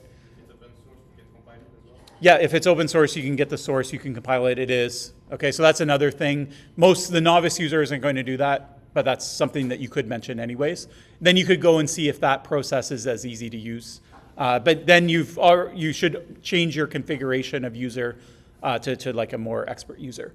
Okay, what about someone who like knows even less about computers than an expert user, less about anyone in this room? Okay, is there anything else that's targeted at them to make, installing apps easy? Exactly, yeah, okay, so there is this app store as well, right?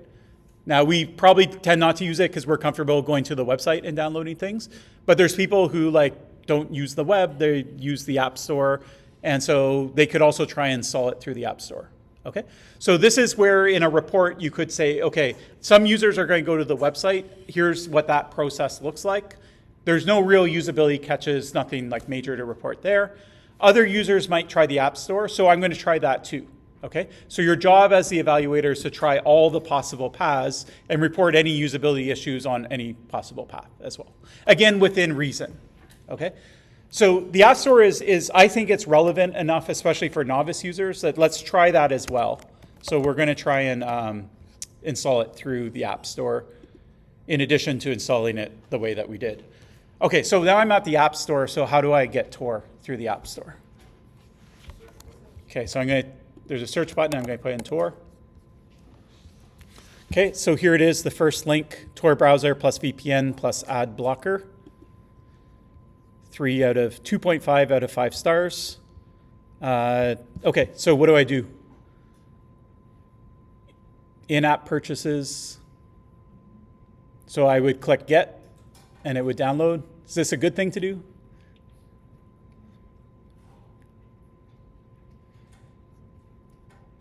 First off, there's other things here too, like there's Tor Connect.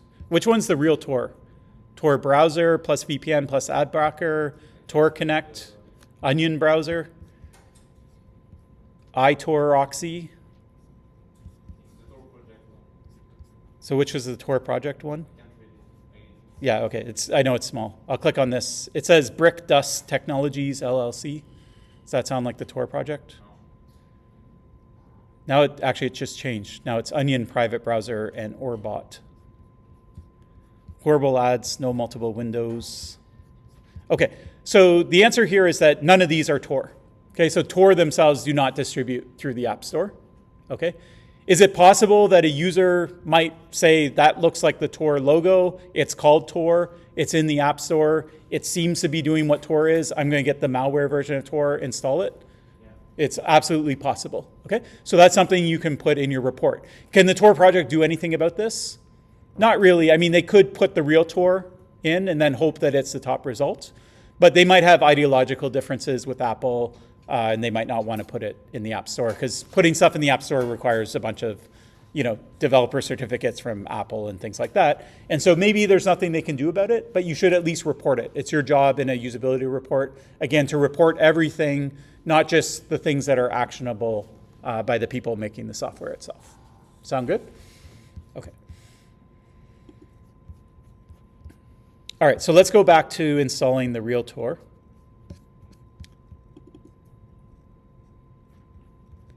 All right, so I already downloaded the file, and so I double-clicked it. This is what I get. What do I do?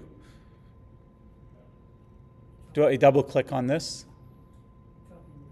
I could double-click on this, but it wouldn't do what I want to do. Okay, so I'm going to drag it. Why am I doing this dragging thing? Because it's a Mac, and that's how we install programs on Macs. Okay, so if you use Windows or something like that, it probably looks really weird. You're used to double-clicking and answering like 1,000 questions about things. But sometimes Apple stuff comes that way, but a lot of times it comes that way where you just drag it in. Now it's in the application. If I double-click on this, it will open, but it's going to open up like an image in this like virtual disk kind of thing. But anyways, all that is like stuff I wouldn't necessarily put in a report because it's completely out of Tor's control. Like it has nothing to do with Tor itself. It's just how Apple themselves choose to do things. Okay. All right, so now I can go find Tor. I'm just going to do it like this. And I'm going to open it. Okay, the first thing I get is a warning. Tor browser is an app downloaded from the internet. Are you sure you want to open it? Why am I seeing this warning? Okay, so it's outside the App Store. Who's showing me this warning? Apple. So this is an Apple-specific warning. Again, it's just any file that you download not through the App Store, you're going to get this warning, right? Most users who use a Mac have seen this warning before. It used to be harder to evade, like you couldn't actually just open it. You'd have to like right-click on the file and click open instead of double-clicking on it. But anyways, now you can just open it. There's some fine print here, but it doesn't really matter. Is there anything that that Tor could do so that users wouldn't have to look at this warning? So they could put it in the App Store, so then they wouldn't have to.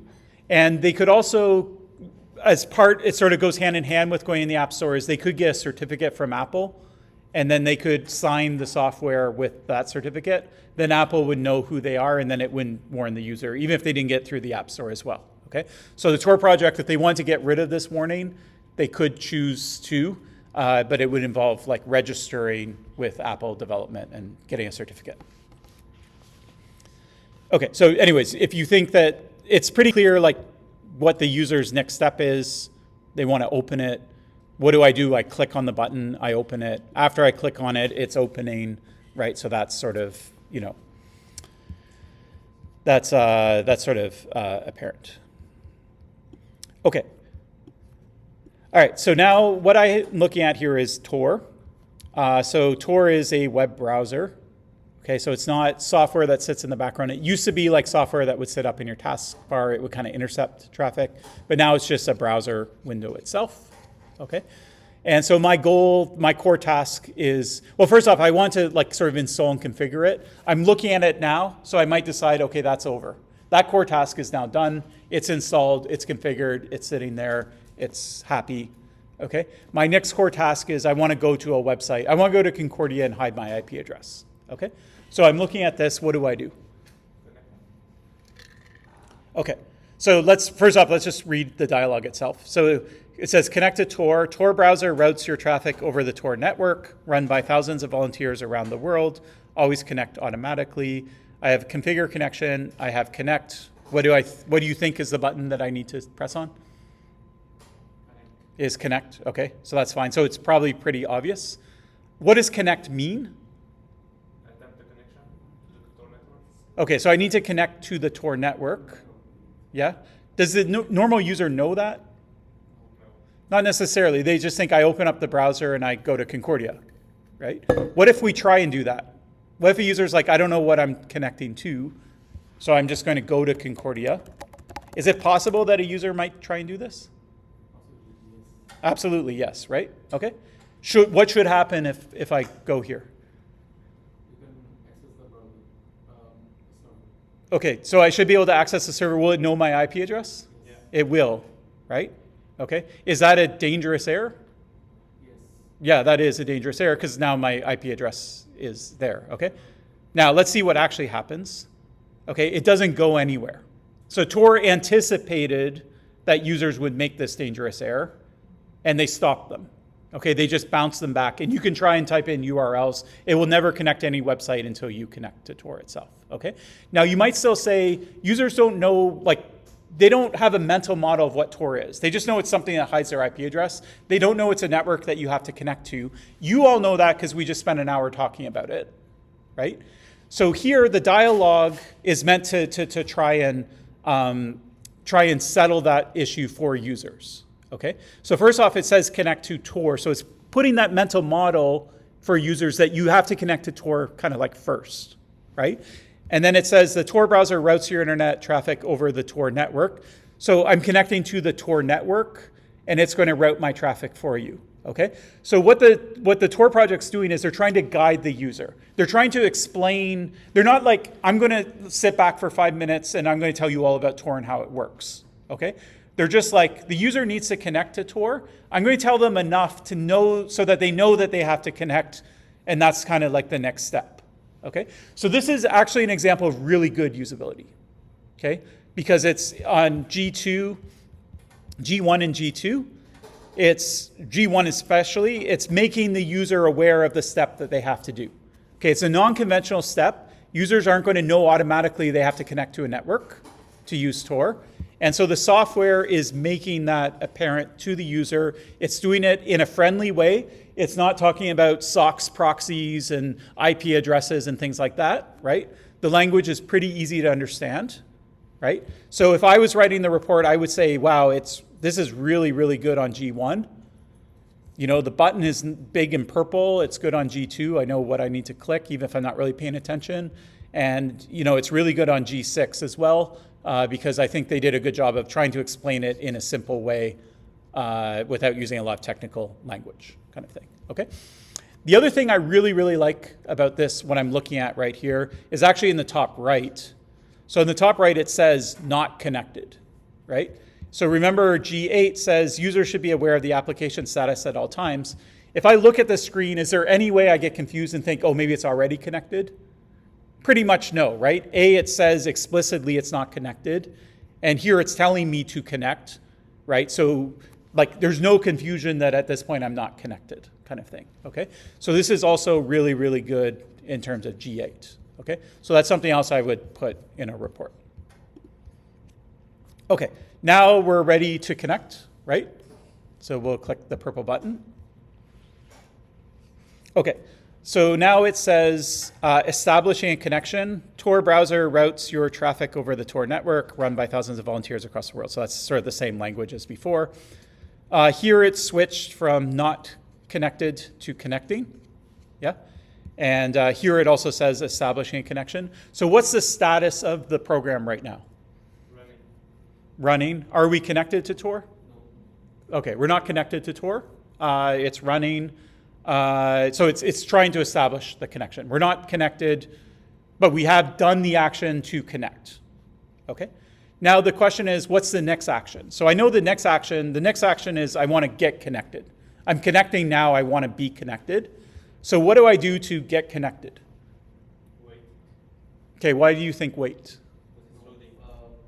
The user might try to, start Okay, so we can try that. So I can, again, put in Concordia.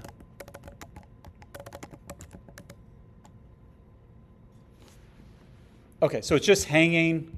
The thing is there. Here, though, it does say establishing a connection. So it's reinforcing that idea that I need to connect. Now, you said something. What did you say? You said we have to wait. I ask you why. There is a loading bar. Okay. Where's the loading bar? Top left. This thing here? Yeah. Okay. So it's suggested that this is a loading. What's a loading bar? Like making the establishment to the network. Okay, so what will happen when it's connected? It's gonna work. Oh, it's going to go across? Okay, so we've all seen these loading bars, right? They go across. How do you know this is a loading bar? That appears like connected. Okay, so you noticed when I clicked the button, it wasn't there and then it quickly appeared. What if I didn't notice that? Okay, like I was looking over here, and or I was looking away. Someone pressed the button. I just sit down at the computer and I look at this. Is that obvious that that's a loading bar? It's basic browser feature. Like it's always used. Okay, did you use Firefox? I use it, yeah. Okay, did anyone not use Firefox? I use a lot of browser. Yeah, okay. Is there anyone here that doesn't use Firefox on a regular basis? Okay, would you know for a fact that this is a loading bar if you just sat down and looked at this website? I would say no, like it could just be graphical design, right? Like it's just a pretty thing that's on the website. Like that to me, like isn't obviously a loading bar, right? Would there be a way to make it look more like a loading bar?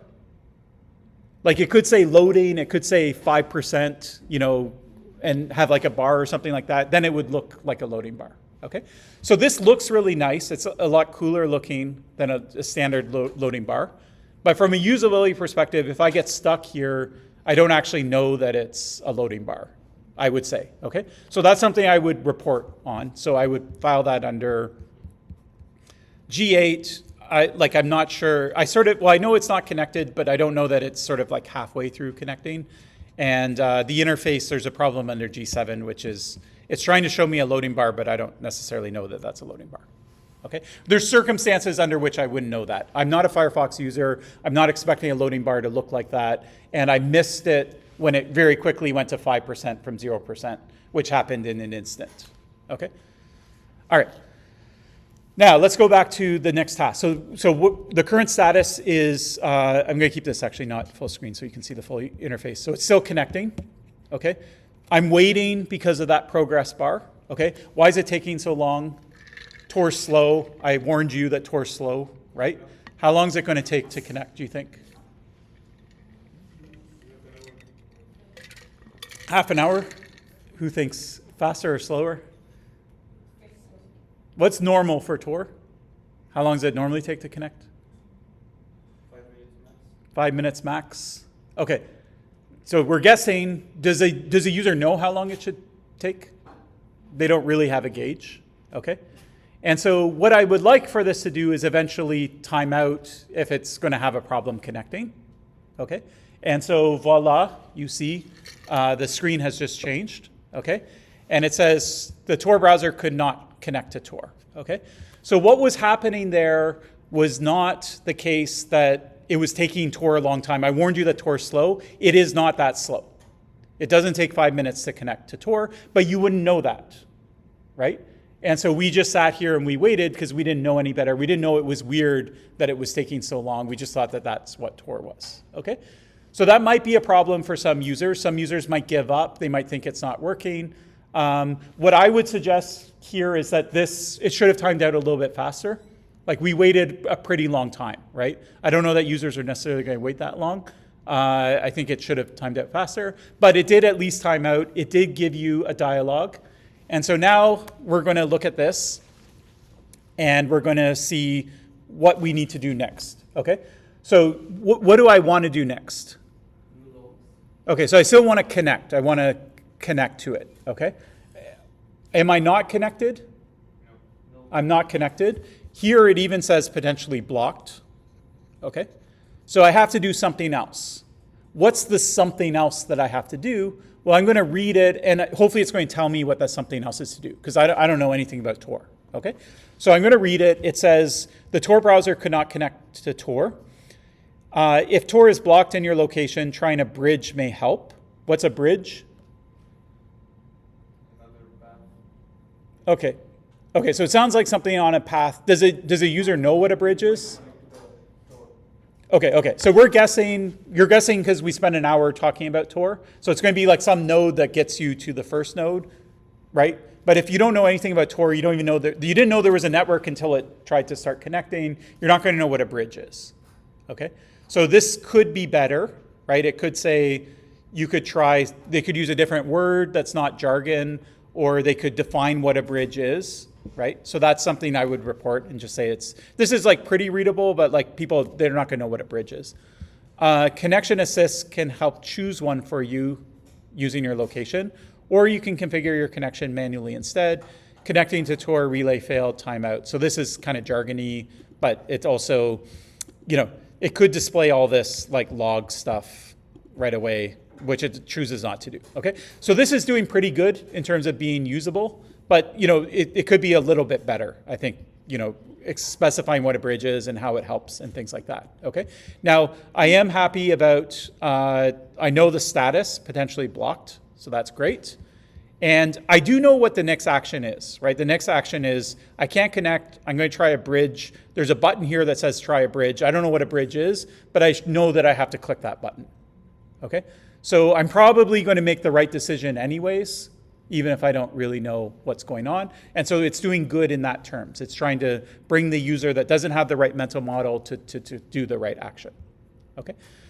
Now, what is going on, by the way? So you guys are experts in Tor. Why is this not working? So say it louder. Okay, but why? Security reason. Security of who? Maybe the university has blocked this site or. Okay, so that's exactly what's happening. The reason this is not working is because Concordia blocks Tor. Okay, so Tor doesn't allow us to use it. And so Concordia is seeing that we're trying to, remember the first thing I have to do is get that Tor directory. Then I know all the nodes and I can try and connect it to Tor. And so it's blocking it.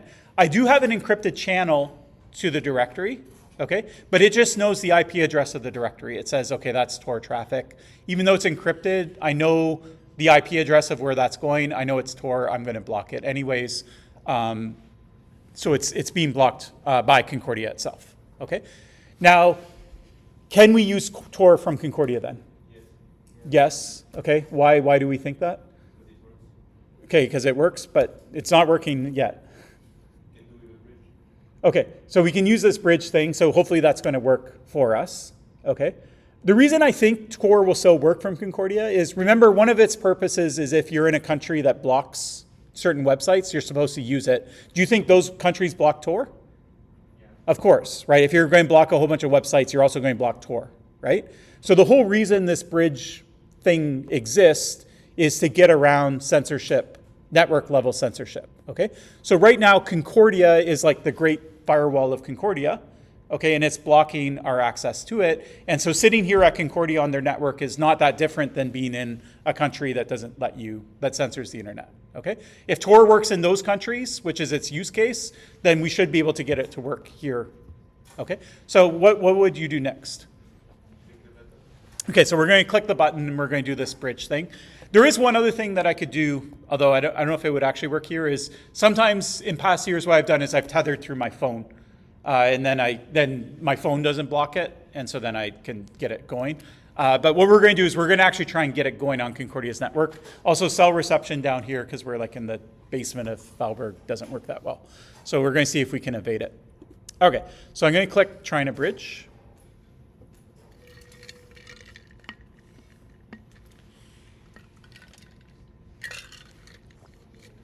Okay, so again, we're kind of stuck hanging. We still have the same usability problem. I don't really know, like, is this normal? Like, when the bridge works, is it like a 3-second thing? Is it a 5-minute thing? You know what, like, how long does it take? So one thing I'll tell you is that Tor should connect within a second, okay? So if you're hanging more than a second, it's not working for whatever reason. Okay, why can't I access this bridge? Again, you don't know what bridges are, but you sort of have a guess as to what they are. Why do you think I can't use this bridging technology? Yeah, so Concordia is also blocking the bridges, okay? I have to get a bridge from somewhere, right? So I need to ask like a directory of bridges. And so if Concordia knows enough to block the directory of Tor nodes, it also knows enough to block the directory of bridge nodes as well, okay? So it's not going to get a bridge. It's eventually going to time out. I don't want to make you wait 5 minutes to see that that happens, so I'm just going to hit cancel, okay?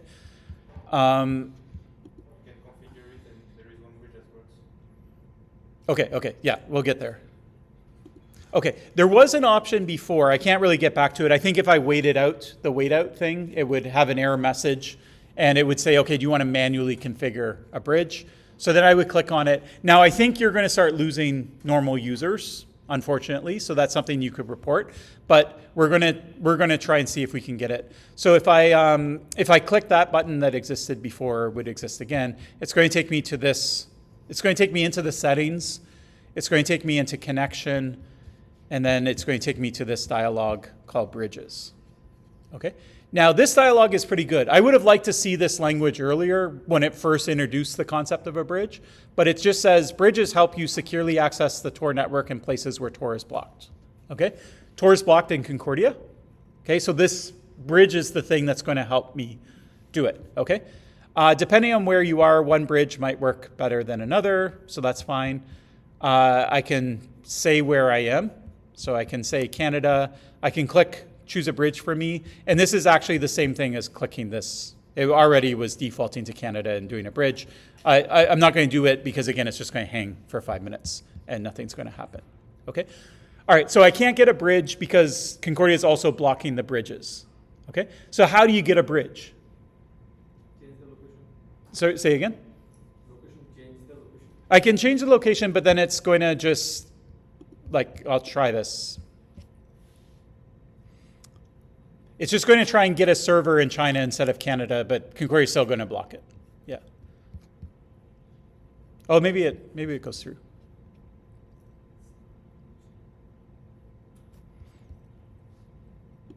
Okay, so option A is I could fiddle around with choosing bridges, and maybe I'll find one that works. It did tell me that sometimes bridges work and sometimes they don't. Yeah, I'm not sure that this is going to work, although it seemed to make a bit of progress. Okay, what's another way that I could get a bridge? So let's say I'm in China, for example.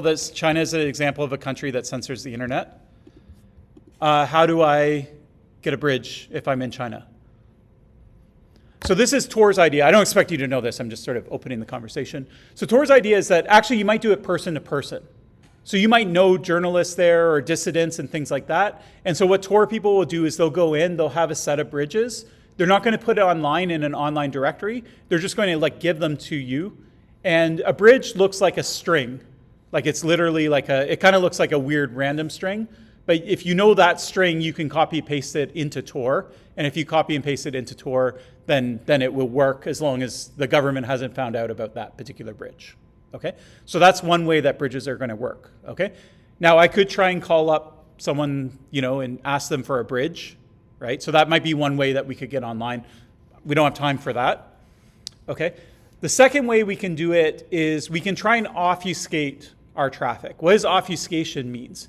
It means that Concordia somehow, they know enough because I'm just sending a simple request to something that they identify as an IP address belonging to the Tor project, right? They know that just based on the destination of that IP address, they know that I'm asking for something from Tor and they're just blocking it. Okay? There's other things I could do instead. What if I opened up a cloud account and I had the cloud account go and ask Tor for a bridge, and then I have the cloud account forward it back to me? What does Concordia see? It just sees that I'm using Microsoft Azure. Is it going to block me from using Microsoft Azure? No, it's not, okay? The only problem with that is someone has to pay for the server Microsoft Azure to go and do that, but people are going to use it so frequently, and it's just like a one round trip, small packet, small data that Tor could afford to pay for that kind of thing very, very cheaply, okay? So that's one thing we can do. So you can see here, let's see where they have it. So they have this thing where you can select a built-in bridge. And so they have 3 ways of obfuscating your traffic. So one of them is to kind of use a proxy before you get to Tor. One of them is to just kind of obfuscate the traffic itself, like use some custom cryptography. And then this one I like, which is you just go to the cloud. They're running a cloud instance. The cloud instance knows the bridges, and then Concordia just thinks we're accessing Microsoft Azure. Okay? Concordia loves Microsoft, right? We're all Microsoft stuff. So everyone on Concordia is using Azure all the time for stuff. It's not going to look weird. This is going to work, okay? So I'm going to connect this way. For me, it didn't work for this one. I think it's still trying to do the old one. The Snowflake one worked. Okay. I thought the Azure didn't work for me. It worked like halfway. Okay, we're going to try it. So I did try it for my office, the Azure one, and the Azure one did work.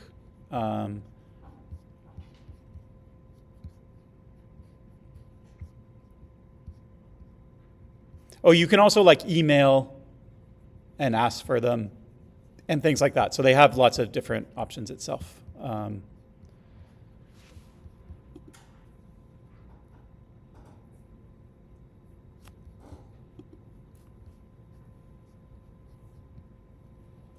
Okay, so I actually don't truly know what's going on. So it might be the case that that's not working, but I did test it and it did work. So I'm just going to try and quit it and try again and see if it's going to work.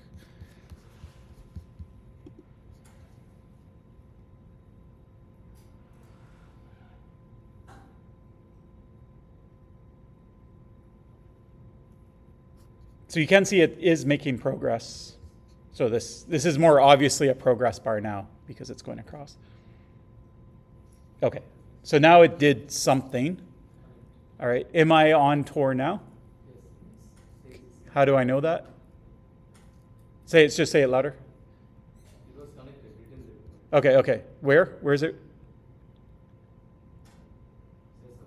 Okay. So if you were quick enough, you did notice that in the top right where it used to say like not connected, connecting, it did say connected, but then it disappears. I don't know why. They should, in my opinion, G8, make the user aware of the status of all times. That should be persistent, but for whatever reason, they get rid of it. So if you miss it, then you might not know that you're connected, but if you see it, then you would know it. Okay, so that's something I would write down in my report. Aside from the connected up here, let's say I miss it, how else do I know whether I'm connected or not? The UI appear. So the which? The search UI appear. Yeah, okay, so search is appearing. So like I can type in.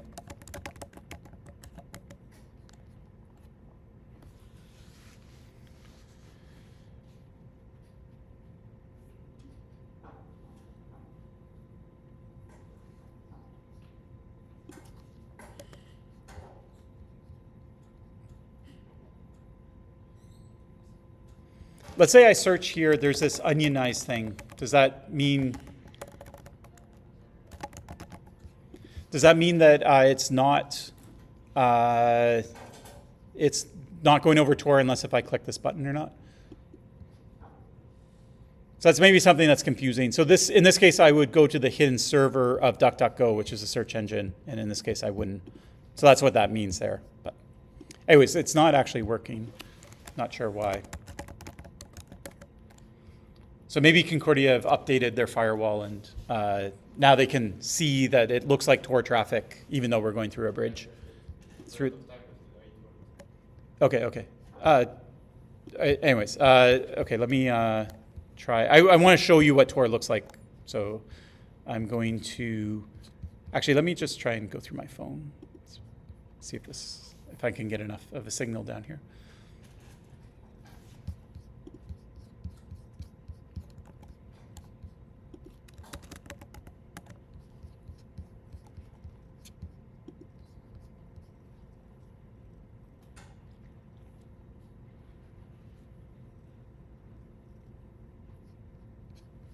Okay, again, this is unusually slow, but it could be also that the cell service down here, I only have one bar.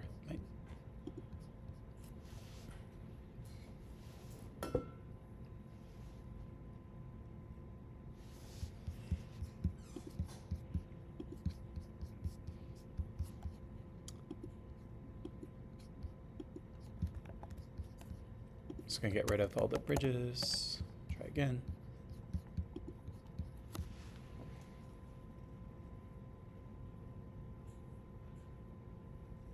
Okay, so that worked.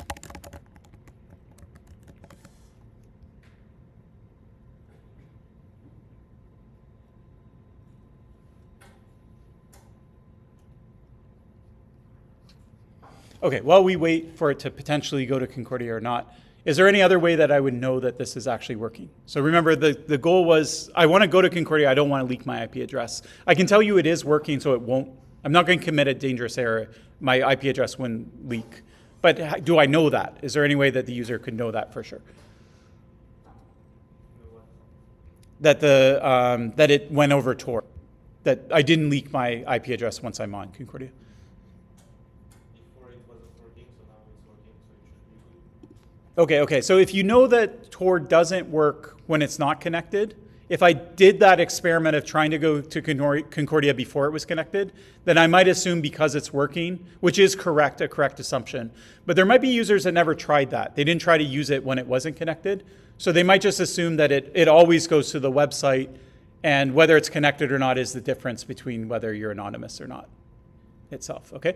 So from a usability perspective, we're not causing users to make errors, right? We're only letting them get to the website when they are anonymous, okay? But in terms of users being aware of the application status, we're failing on that, okay? So it's a lot better to fail on G8 than to fail on G5, right?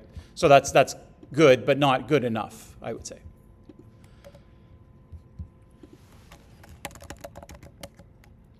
Okay, so I have no idea actually why it's slow. It shouldn't be this slow. I'm now on the cell network. Concordia is not doing anything in between. Yeah, it could be the poor connection. It could be something. There could be something wrong with Tor itself. And what I wanted to show you is the actual. There is a little user interface that pops up, but it only pops up once you successfully go to the website. Once you go to the website, then you can click on it. It will show you the circuit, so you can actually see the 3 IP addresses that you're connected to. Now, I do think it probably is going to show it here as well. I'll see if I can show it to you.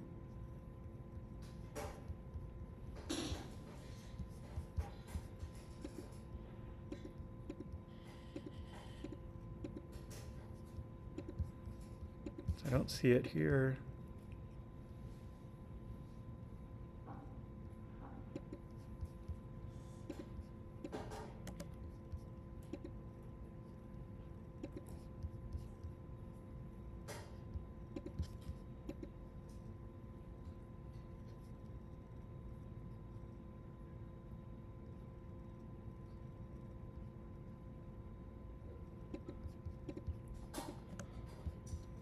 Okay, anyways, I'm going to kind of give up here. It's unfortunate. It's the first time in quite a few years of teaching this that it didn't actually work. But yeah, I'm not sure why. Yeah, it is? Okay. I'll do one more thing. I'm just going to go back to Concordia and I'm going to try a different bridge. Which one did you try that worked?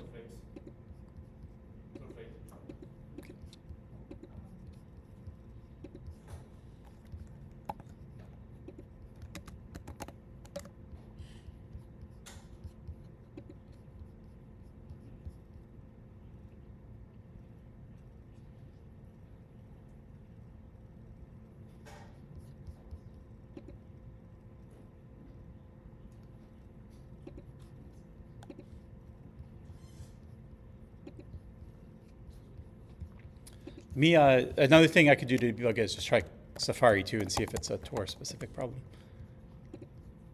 So everything's working fine. It's not like they saw me trying to access Tor and then they like choked my bandwidth or something like that.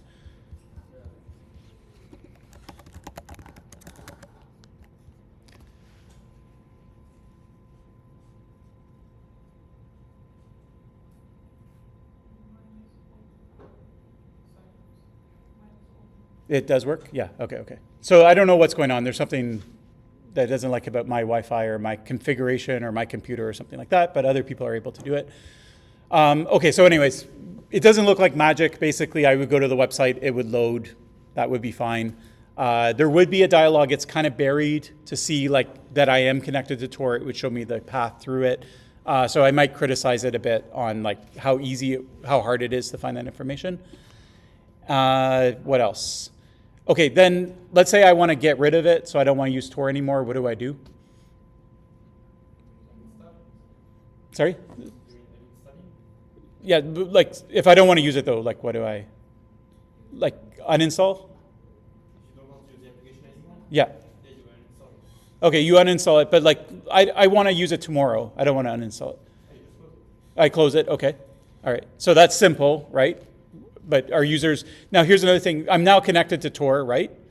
So I go to my music app and I'm listening to a song. That's going over Tor, right? Because I'm connected to Tor now? Okay. So only things that I do, if I open my email up and I download it, like, is that going over Tor? If I do it from the mail app? No? Okay, okay. So, I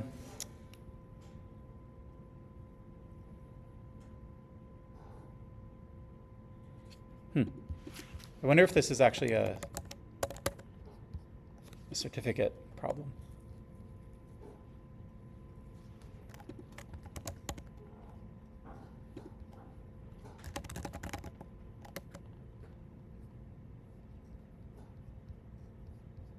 Okay, so the internet is now actually working slowly. So Tor is not usually this slow. It's usually quite slow, but not, this seems extra slow. I think actually the reason I think it was, the bad thing was I was going to Concordia instead. I think what Concordia does is they have some, later we'll talk about HTTPS itself. It seems they have some configuration around it, and it's breaking because of the browser itself. So I don't know what the issue is exactly, but I think it's maybe not a Tor issue per se. It looks like a pinning issue based on the error message that I saw. But anyways, by the way, if I want to know the connection, so here you can see that, oh, now it's working. So this is my browser. I'm bridging through Snowflake. I have 2 servers in Netherlands, so that's not great. I would rather like bounce my traffic around better than that. But, oh, now it just switched. By the way, it switches every couple minutes. That's a configuration that you can set. So now I'm going through the US, then I go to Germany, and then I go to Concordia. So when Concordia looks in their server logs, they see this IP address as accessing the website. They don't see my IP address itself. Okay. Now, is a user going to be able to find this? Even if they found this, would they know what it means? Would they know it means they're connected to Tor? Not necessarily, right? They don't know what a circuit is or things like that. So this is more of a dialogue for an expert user as opposed to a novice user. Okay. If I want to stop using Tor, I exit, or I just open up Safari or whatever. Now I'm not anonymous. Anything that I'm not doing over in the Tor app itself is not anonymous. So if I do anything else internet-based on my computer, it's not anonymous. Okay, so that's good. Okay, questions about this? Okay, so there's one thing before we go. I just want to talk about assignment 2 quick. You will you'll do a cognitive walkthrough for assignment 2. Because assignment 1 is due first, this isn't due for over a month. But just to show you, what you're going to do is you're going to do a cognitive walkthrough, and instead of doing it on Tor, you're going to do it on, I prefer if you do it on this thing called Ghostry. There's also EFF Privacy Badger. EFF make Tor, well, they kind of sponsor Tor now as well, so Tor's but anyway, these are also privacy software. It's similar to Tor, but this is about controlling cookies. That's about what these things do. EFF is like free open source software. Ghostry is like a commercial thing, but there's a free version of it. And so it has a lot more features. You probably have more interesting things to say if you do Ghostry, but if you object to using commercial software, then you're free to do it on Privacy Badger as well. So either of them are fine. You don't do it on both, to be clear. You pick one, tell us in the assignment which one you're doing, and then just do it on the one that you're doing. Okay? And so what you're going to do is you're going to pick the core tasks. Okay? So I want 7 of them. And for each core task, I want to know what it is and why it's a core task, why you think users would want to do this task, that kind of thing. Okay? And then you'll do the evaluation for 3 of the 7.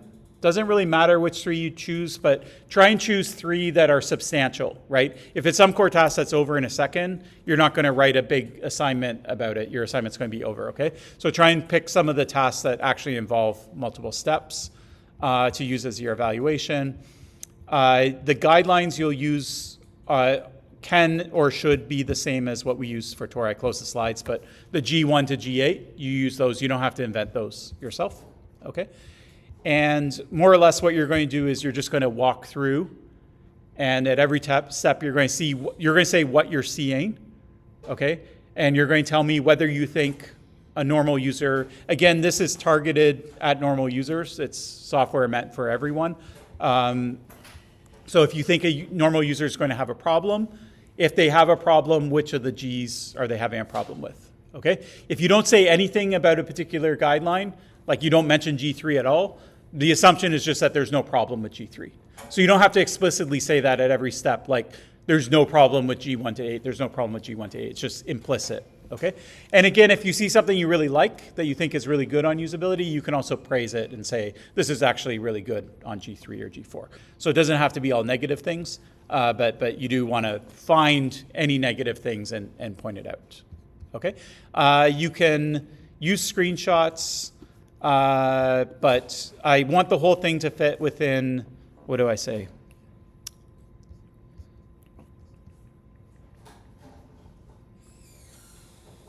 I forget, there's a page limit somewhere here. Oh yeah, 1 page per core task, so 3 pages. And because screenshots could eat up an entire page, you can have kind of like an extra page of screenshots. They don't have to literally be on an extra page. They can be like sort of inside, but I want like 3 pages worth of content, like of written text. And I don't want like 100 screenshots. The TA is going to have to mark it and go through all of the stuff as well. So be selective. If it's literally easier to show a screenshot, use a screenshot. If you can easily describe it in words, or you have to describe it in words anyway because you're criticizing it, then use words themselves, okay? So you can sort of go back and forth between screenshots and words, but it should be mostly words. And then all the same stuff applies. Do it individually. The due date is here. If you can either slip and be 2 days late on assignment 1 or assignment 2, it's your choice. You don't have to tell me you're slipping. Moodle will just accept it late, and it will just make sure that if you are late on assignment 1, you aren't late on assignment 2 or vice versa.